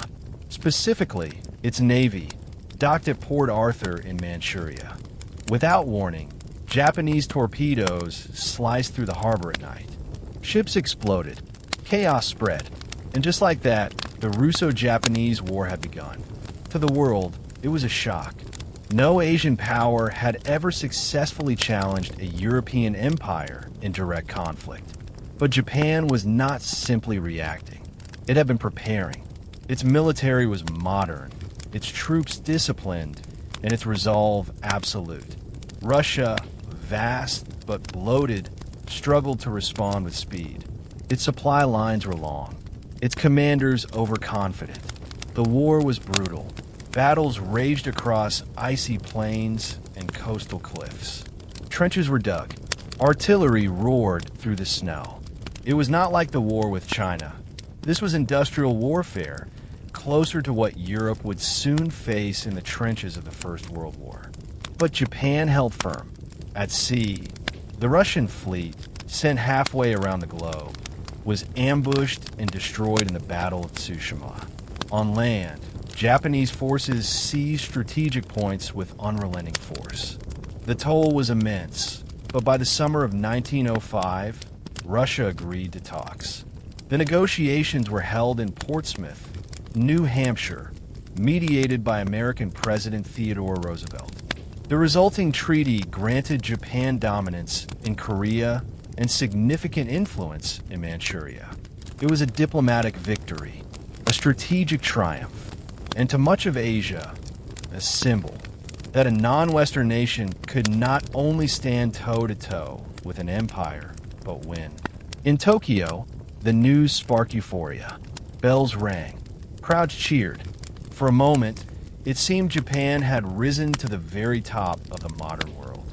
But beneath the celebration, dissatisfaction stirred. Many had expected more. The treaty had brought honor, but not full control of Manchuria. There were no reparations. No grand territorial prizes. To the politicians, it was wise. To the public, it felt like a denial of their sacrifice. Riots broke out. Police stations were burned. Even victory, it seemed, could not escape unrest. Still, the arc was clear.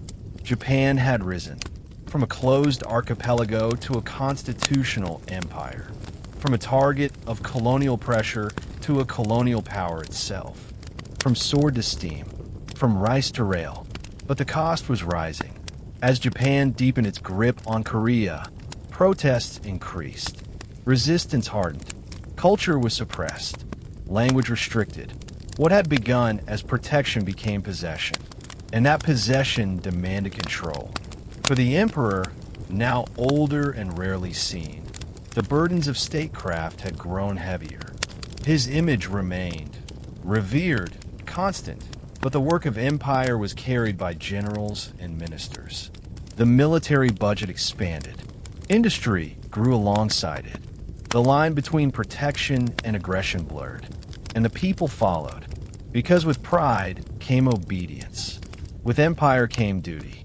With fear came silence, but not forever, because shadows once cast grow longer over time. And Japan, now fully awakened, was no longer content with just survival. It had tasted power, and the appetite was only beginning.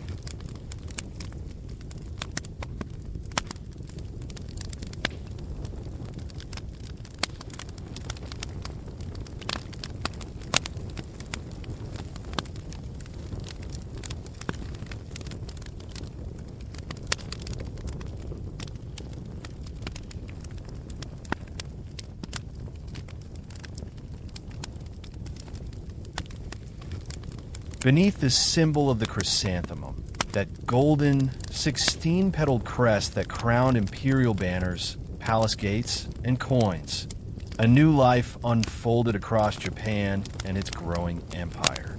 It was not loud like war. It was not celebrated like treaties or military parades.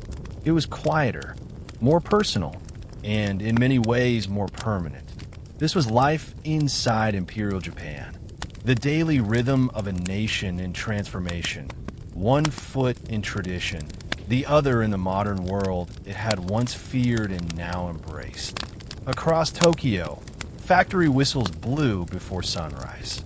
Children in sailor-style school uniforms filed into wooden classrooms, reciting odes to the emperor before learning arithmetic or ethics. Office workers adjusted stiff collars. Clerks swept the steps of post offices, and shopkeepers rolled up wooden shutters to reveal shelves lined with goods from across the empire. Cotton from Taiwan, sugar from Okinawa, canned foods bearing both kanji and katakana. In villages, time still moved slower. Farmers rose with the sun. Tea pickers disappeared into misty rows of hillside plantations, and priests opened shrine gates to sweep fallen leaves. But even there, the empire was present, in the flags above schoolhouses, in the price of rice, in the calendar pinned beside family altars, marked not just with moon cycles, but national holidays. In Korea, now under full Japanese control, the imperial presence was more visible. Roads had been widened, new railways carved through hillsides. Japanese language schools multiplied. Government buildings rose from traditional Korean neighborhoods like bricks in a field of clay. The streets of Seoul rang with two languages, one carried by order, the other by memory. Beneath the outward calm, resentment simmered. Resistance brewed in secret presses and whispered songs. But for now, the chrysanthemum flew. The empire grew in spreadsheets and census forms, in military drills and factory bells, in coal shipments, in uniformed school children memorizing maps where Japan bloomed outward like ink and water. It was not just a country now. It was a system, a shape, an expectation. Families who had once traced their lineage to rice paddies now sent sons to law schools and daughters to teacher colleges. Trains carried not only goods, but ideas. Newspapers published editorials with French headlines and Japanese content. Radios brought imperial music into kitchens. The line between pride and pressure blurred. To serve was to belong. To belong was to obey. And yet, for all the modernity, Japan remained. In gardens, in gestures, in the stillness of shrines between stone cities. Old men still bowed at temple gates. Women still folded rice balls with salted fingers. Letters were still written by hand, with care, tied in cloth and scent. Beneath the chrysanthemum, a world expanded, but it never quite let go of what came before. And within that balance, between past and power, between the fields and the factories, lived a tension that could not be named aloud. Progress demanded speed, but tradition moved at the pace of breath. The child who pledged to serve the emperor in the morning still knelt at the family altar by night. The girl who memorized new laws also remembered her grandmother's lullabies. There was no rebellion in this quiet contradiction, just a holding on. Because even as the empire reached farther, into Taiwan, into Manchuria, into the future, its soul remained rooted in the stillness of old stone steps and shared tea. It pressed forward, but it did not forget. And in that quiet memory, Japan carried both its strength and its shadow. By the dawn of the 20th century, Japan had transformed from an isolated island nation into a humming engine of steel. Where once fishing boats lined the quiet harbors, now colossal shipyards towered over the coastline. Places like Yokosuka, Kure, and Sasebo, once tranquil towns, echoed day and night with the ring of hammers, the hiss of steam, and the clatter of newly laid railway lines. The sea no longer brought invaders. It launched them. And Japan, which once bowed before gunboats, now built its own. The smokestacks rose steadily. Factories multiplied. Engines fired. The landscape of the nation changed before the people's eyes. Villages once marked by shrines and rice paddies now looked toward skylines dotted with cranes and chimneys. Coal from the mines of Kyushu powered textile mills.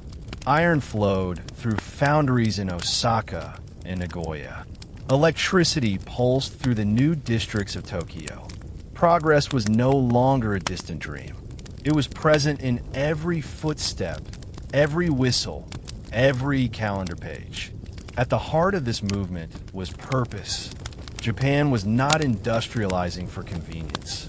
It was not simply catching up with the West. It was preparing to surpass it. Behind every gear, every blueprint, every standardized drill practice in schoolyards and military fields was a growing understanding. To survive in a world ruled by empires, Japan must become an empire of its own. And so it did. The Ministry of Industry became the pulse of the Meiji state. It oversaw rail expansion, telegraph networks, steel production, and factory standards. The Ministry of War, meanwhile, trained a new generation of officers in the doctrines of European warfare. Its soldiers marched in synchronized lines, studied German manuals, and practiced siege tactics with sandbags and scaled maps. Their uniforms were dark, pressed, and foreign in origin, but the pride behind their posture was entirely Japanese. Steel was laid not just in cities, but in identity. The empire was being built not only in metal and ships, but in minds. Children rose in classrooms and bowed to portraits of the emperor. Lessons blended mathematics with military drills, literature with loyalty oaths. In schools across the growing nation, from Tokyo to Hokkaido, from Fukuoka to Okinawa, the chrysanthemum watched over every desk, and the people adapted. Farmers sent sons to factories. Daughters learned not just weaving, but bookkeeping.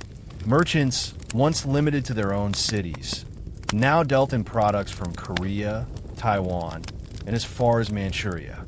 Japan had become a marketplace of empire, importing knowledge, exporting goods, and tightening its grip on faraway lands. Nowhere was that grip more visible than in Korea. Officially annexed in 1910, Korea became Japan's first true colony in the modern imperial mold. The Japanese administration modernized infrastructure, railways, telegraphs, ports, but also suppressed local language, banned cultural gatherings, and controlled education with meticulous intent. The Korean people were expected to modernize, not as themselves, but as subjects of the Japanese crown. Resistance simmered beneath the surface. Protest songs whispered in alleys. Pamphlets passed from hand to hand.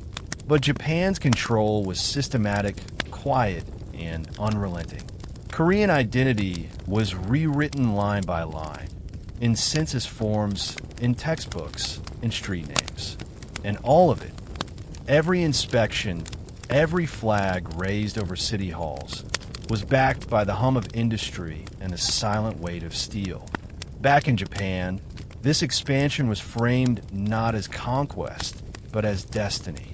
Politicians used words like stewardship and civilization. Newspapers spoke of Japan's role as the leader of Asia. Artists painted cherry blossoms blooming over Korean mountains. The emperor remained still, silent, symbolic, but his crest now flew over lands he had never seen. As factories grew louder, the countryside grew quieter. Thousands left rural towns each year, drawn by the glow of opportunity. Traditional festivals faded. Some shrines closed. Rice paddies became foundations for barracks and mills. And yet, even as modernity spread, Japan held on to fragments of its past. A gesture in a bow, a verse recited at a funeral, the scent of incense drifting between office buildings. Industry gave the people wages. The army gave them purpose, and together, they gave the nation momentum. But not everyone thrived. Working conditions were harsh. Long hours, low pay, child labor, though regulated on paper, remained common in textile mills. Strikes began to flicker across industrial towns. Socialist thinkers translated German manifestos. Young writers filled notebooks with criticism, but the state watched carefully. Press laws were tightened, dissidents imprisoned. Ideas that strayed too far were quietly erased. The emperor did not speak of these things. His image remained serene. His voice, when heard, spoke only of unity, sacrifice, and the spirit of the people. He was less ruler than ritual, a constant presence that hovered over the nation like a prayer.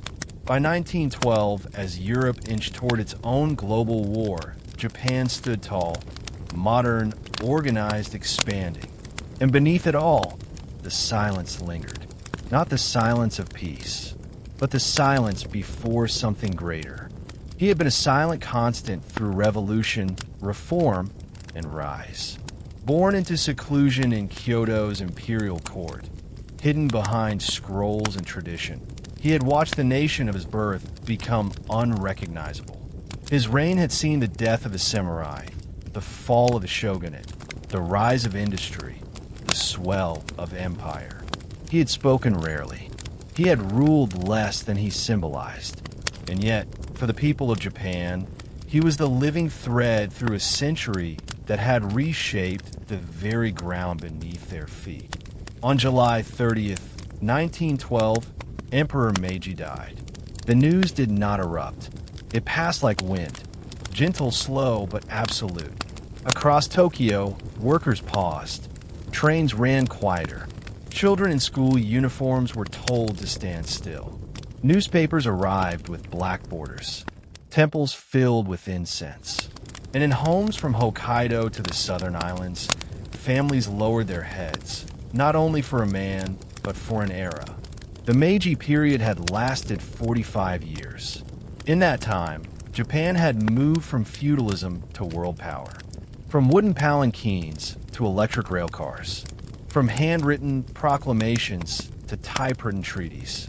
The emperor's face had changed too, from the gentle, boyish features of his Kyoto portrait to the firm, mustached figure carved in statues.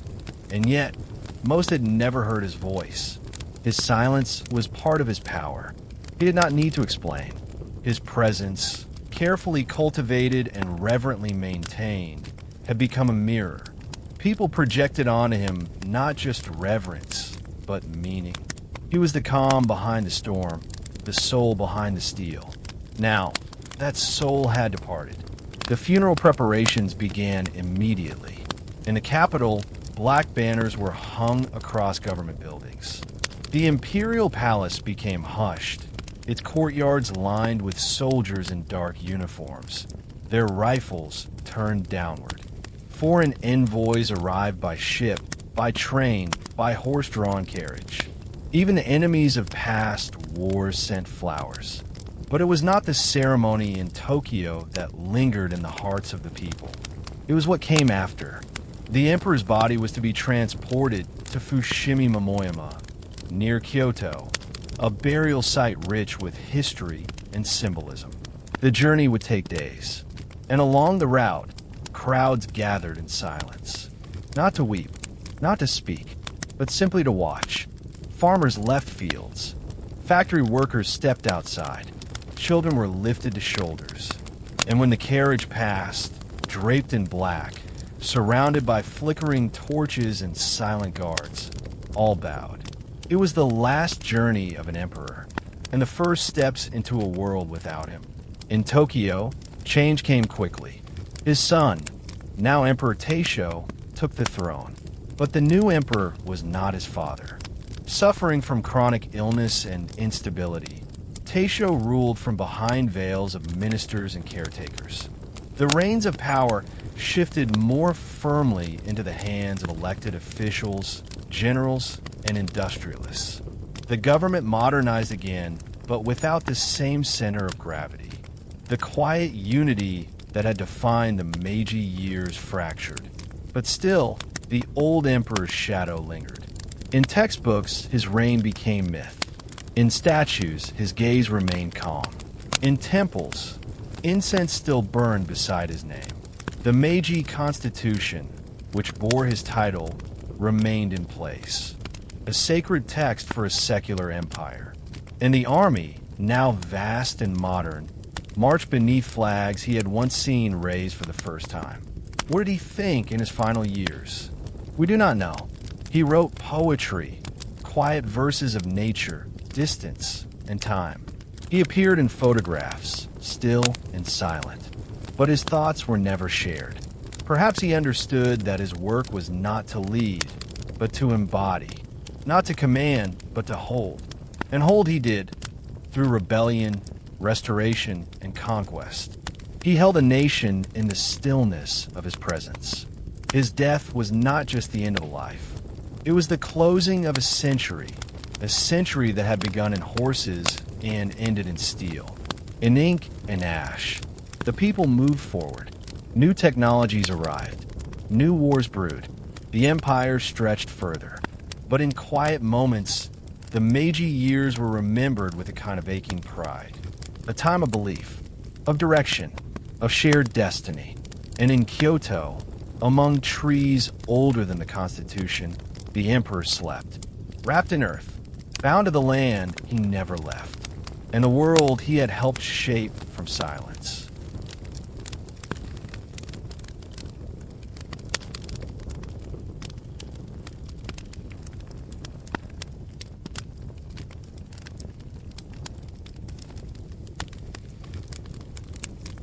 The world paused, if only briefly.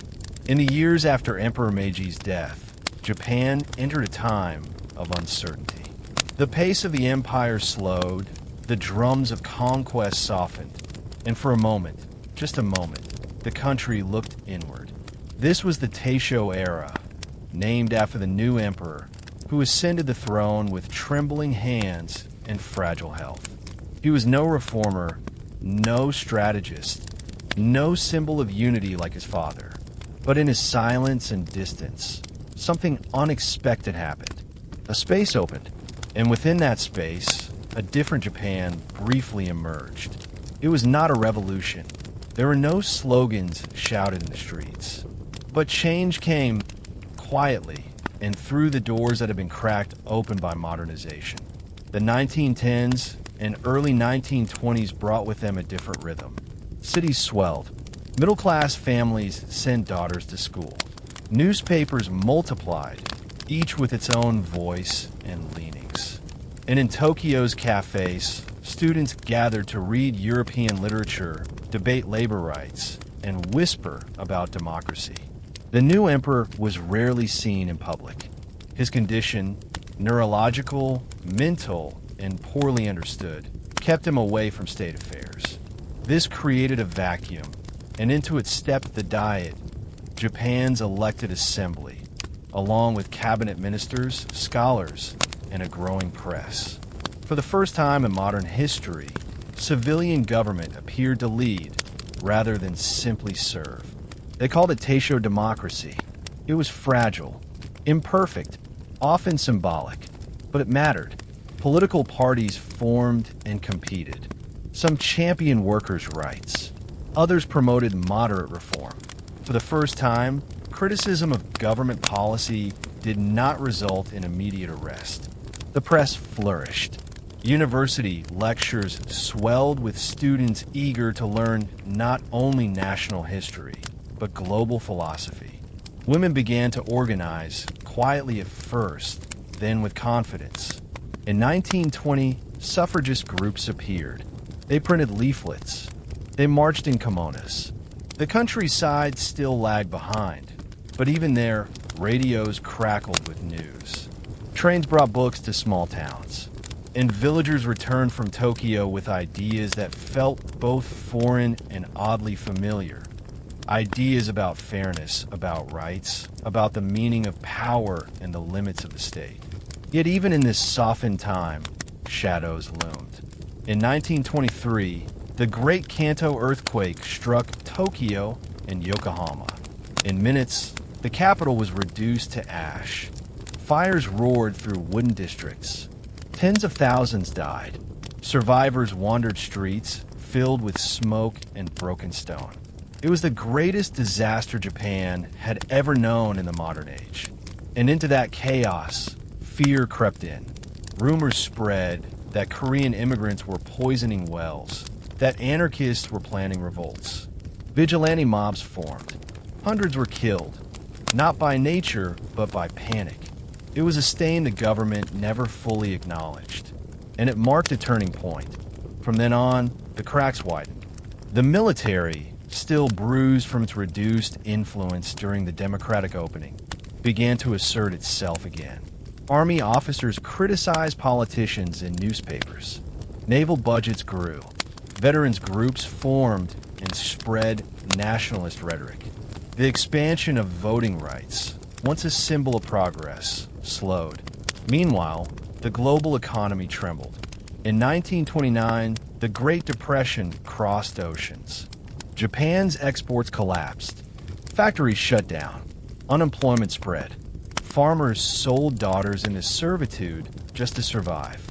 And when people looked for answers, the civilian government offered only confusion and cautious speeches. But the army offered clarity. It offered action, and it began to move. In 1931, rogue military officers staged the Manchurian Incident, seizing a Chinese province without full government approval. Tokyo was caught off guard. Instead of punishment, the state justified the move. A new rail line, a protectorate, a shield against communism. The press complied. The Diet fell silent. Taisho was gone by then. He died in 1926, quietly, after years of illness and invisibility. His reign had lasted just 14 years. But those years, however brief, had offered a vision, not of conquest, but of conversation. Not of commands, but of consent. They showed what Japan might become. But that moment passed. The generals returned. The wind shifted. And soon, the drums would sound again.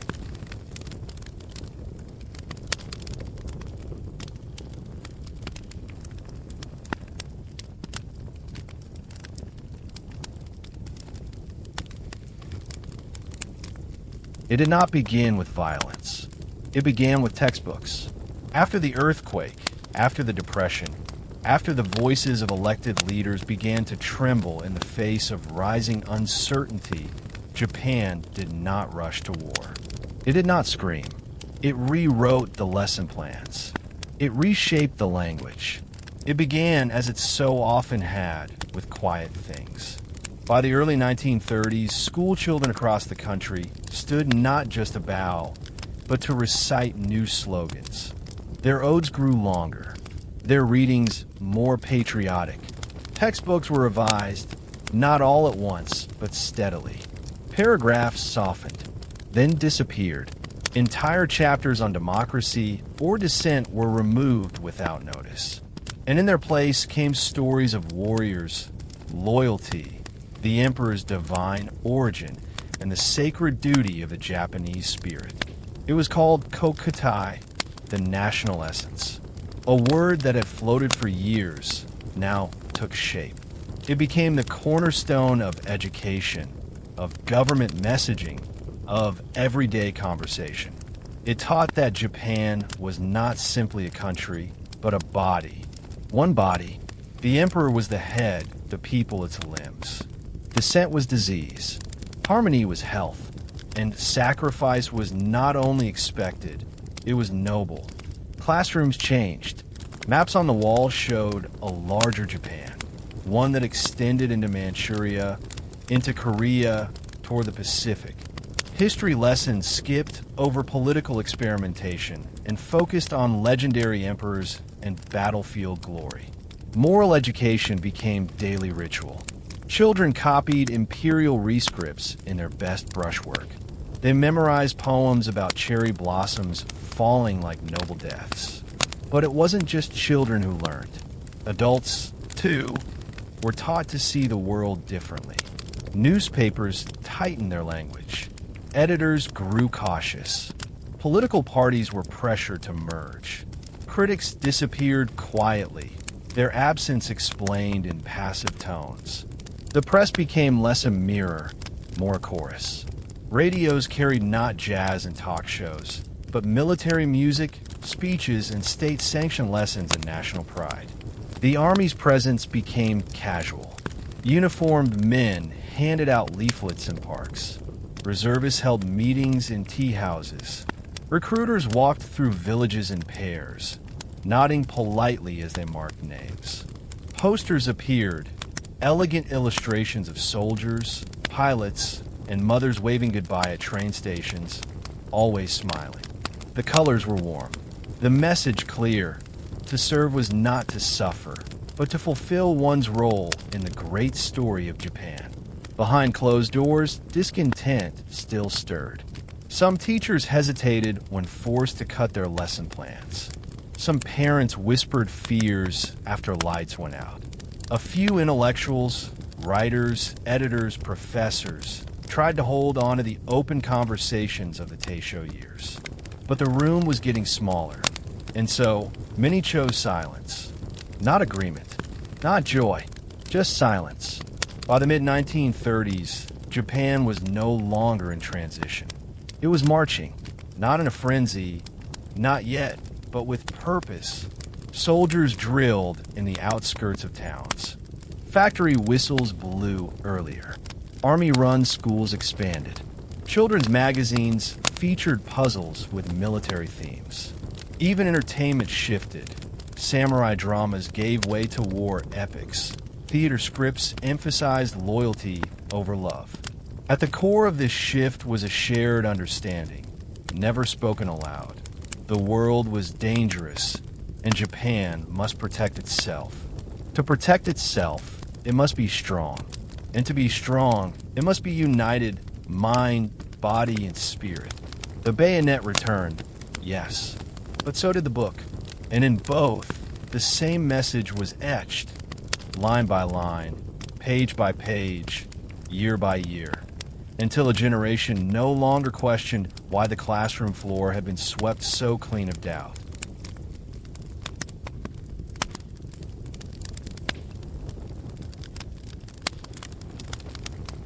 It began as a conflict, not a war.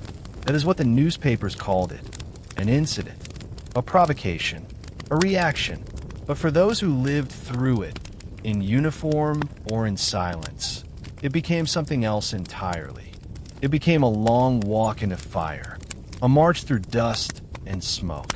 And for the people of Nanjing, it became a wound that never quite closed. In July of 1937, near the Marco Polo Bridge just outside of Beijing, a skirmish broke out between Japanese and Chinese forces. No one knows who fired first. No one remembers the exact reason. But within hours, soldiers were moving. Trains were loaded. Orders were signed. And a quiet invasion began, deliberate, organized, and vast. At first, there was hesitation in Tokyo. The civilian government, already weakened by years of military pressure, hoped for diplomacy. But the army, fueled by certainty and pride, pushed forward. Japan had already established control over Manchuria years earlier. Now it would press deeper, deeper into a land they believed was broken, deeper into a nation they no longer treated as equal, deeper into a war they believed they would win quickly. The Japanese forces advanced with discipline. Columns of soldiers, trucks, and artillery moved south, town by town, rail line by rail line. The landscape changed. Fields gave way to cities. Cities gave way to rubble. Chinese resistance was fierce. Battles flared in Shanghai, in Suzhou, in countless unnamed villages. But the Japanese army was organized, armed, and relentless. They did not stop. They marched toward the heart of the Republic, toward Nanjing. Nanjing, once the capital of the Ming Dynasty, stood proud along the Yangtze River. Its walls were ancient, its markets busy, its people tired but resilient. As the Japanese army approached in late 1937, the city braced itself. Some fled, some stayed. Chinese troops dug trenches. Civilians barricaded homes. And still, the sound of boots grew louder. On December 13th, the Japanese army entered Nanjing. What followed has many names. Some call it the Nanjing Massacre. Others call it the Rape of Nanking. The numbers vary. The stories blur. But what remains is this. Over the course of weeks, tens of thousands, soldiers, civilians, children, were killed. Women were assaulted. Homes were burned. Streets became graveyards. And the silence that fell afterward was not peace. It was absence. The soldiers who participated were not monsters. They were men, many of them young, many of them afraid. All of them told they were serving a divine purpose. They had been trained to see resistance as dishonor. They had been taught that China was weak, that Japan must rise. And so, in the collapse of order, they followed one another deeper into darkness. Some protested, a few refused. Some wept as they carried out orders. Others laughed. What makes an army act this way? What turns men into shadows? There are no easy answers. The Japanese press said little. The state denied wrongdoing. Official reports listed the city as secured. A few foreign witnesses, diplomats, missionaries, journalists wrote down what they saw. Some set up safety zones. Some saved lives. But the world, distracted by tensions in Europe, did not act. Back in Japan, the news was clean. Victory headlines, maps with arrows, photos of smiling soldiers beside tanks. But behind the images, something had shifted. The army, now drunk with momentum, moved deeper into China. The war, once called an incident, spread into years, into provinces, into lives. And Nanjing remained behind, not forgotten, but unspoken, a silent scar beneath the uniform. Those who lived through it carried their memories differently. Some buried them, some wrote them down, some never spoke of them again. And the emperor, as always, said nothing.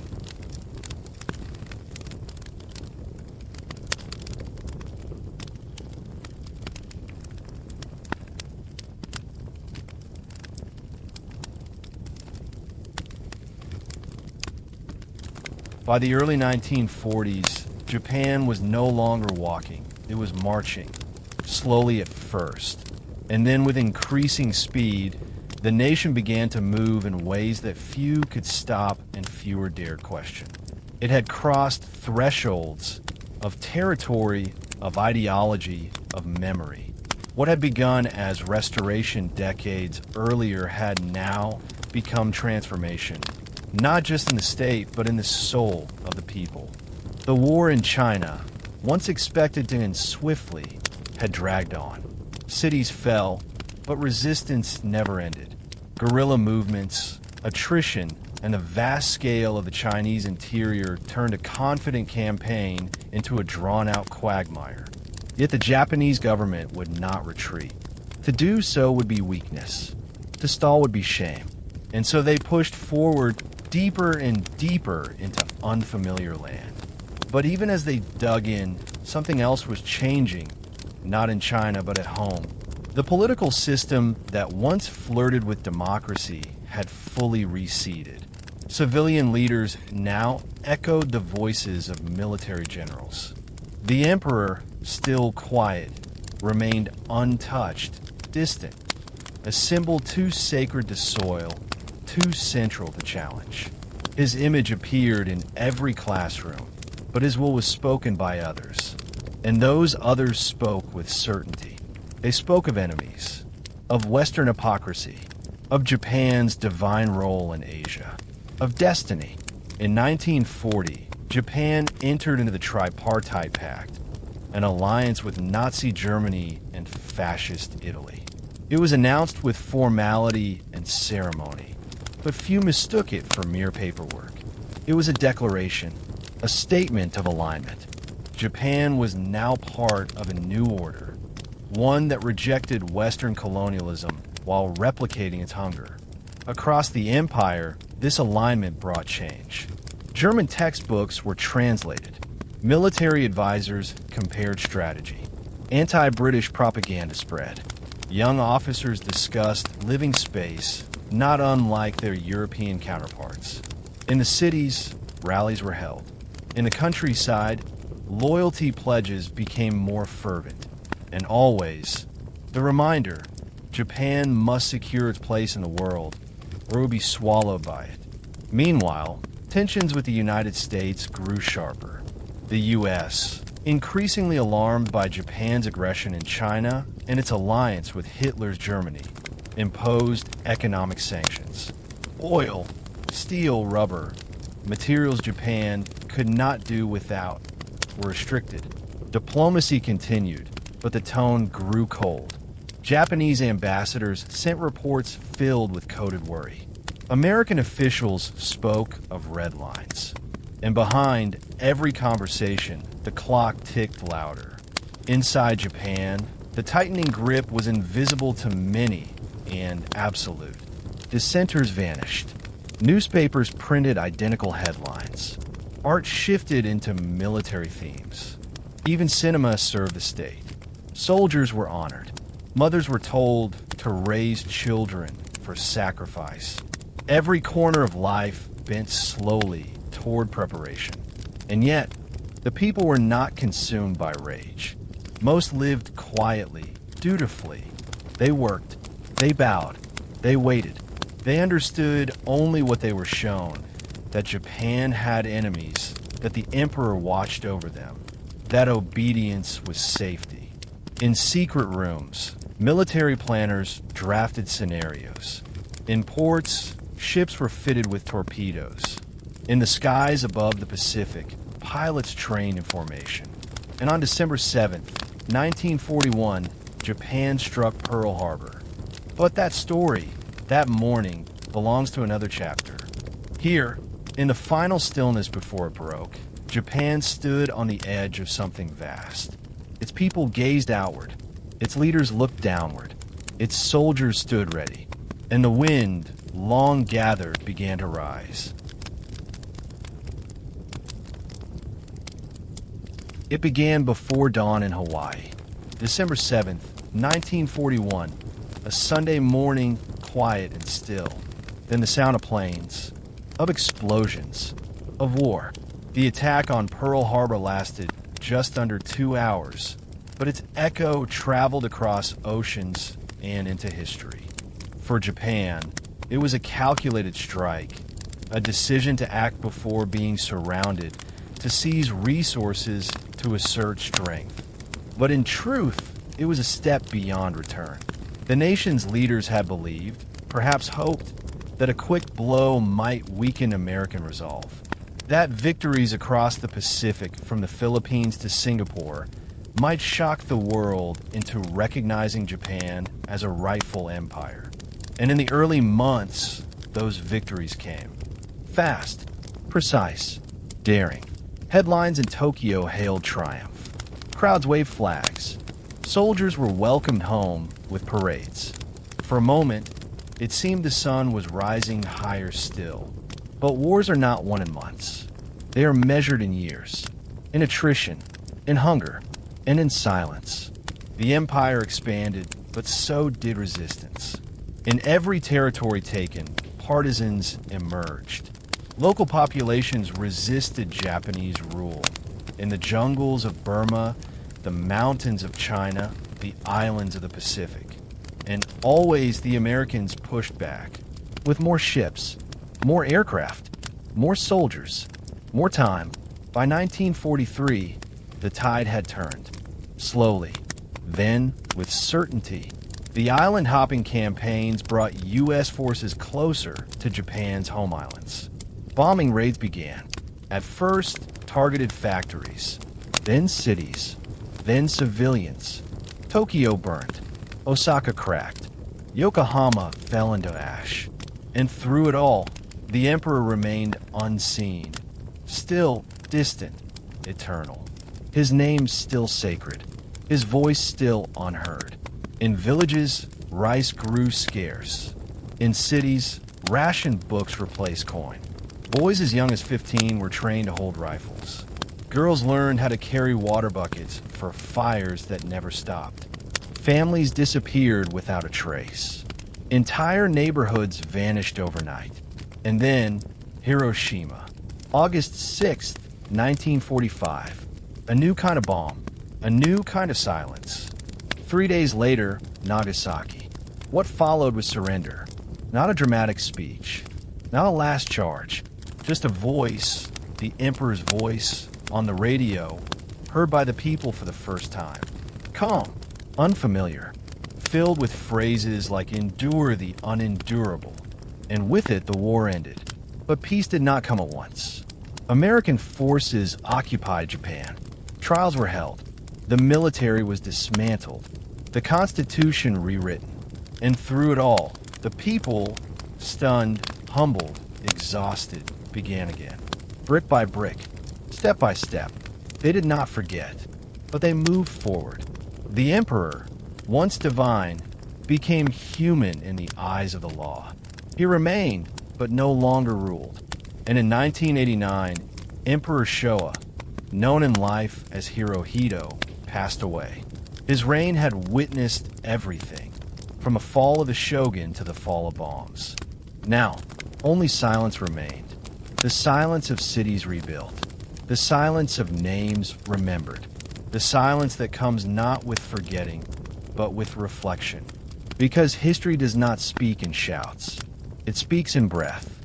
And Japan, once a land of swords and silence, of steel and shrines, continues on, not as a shadow of empire, but as a memory still walking.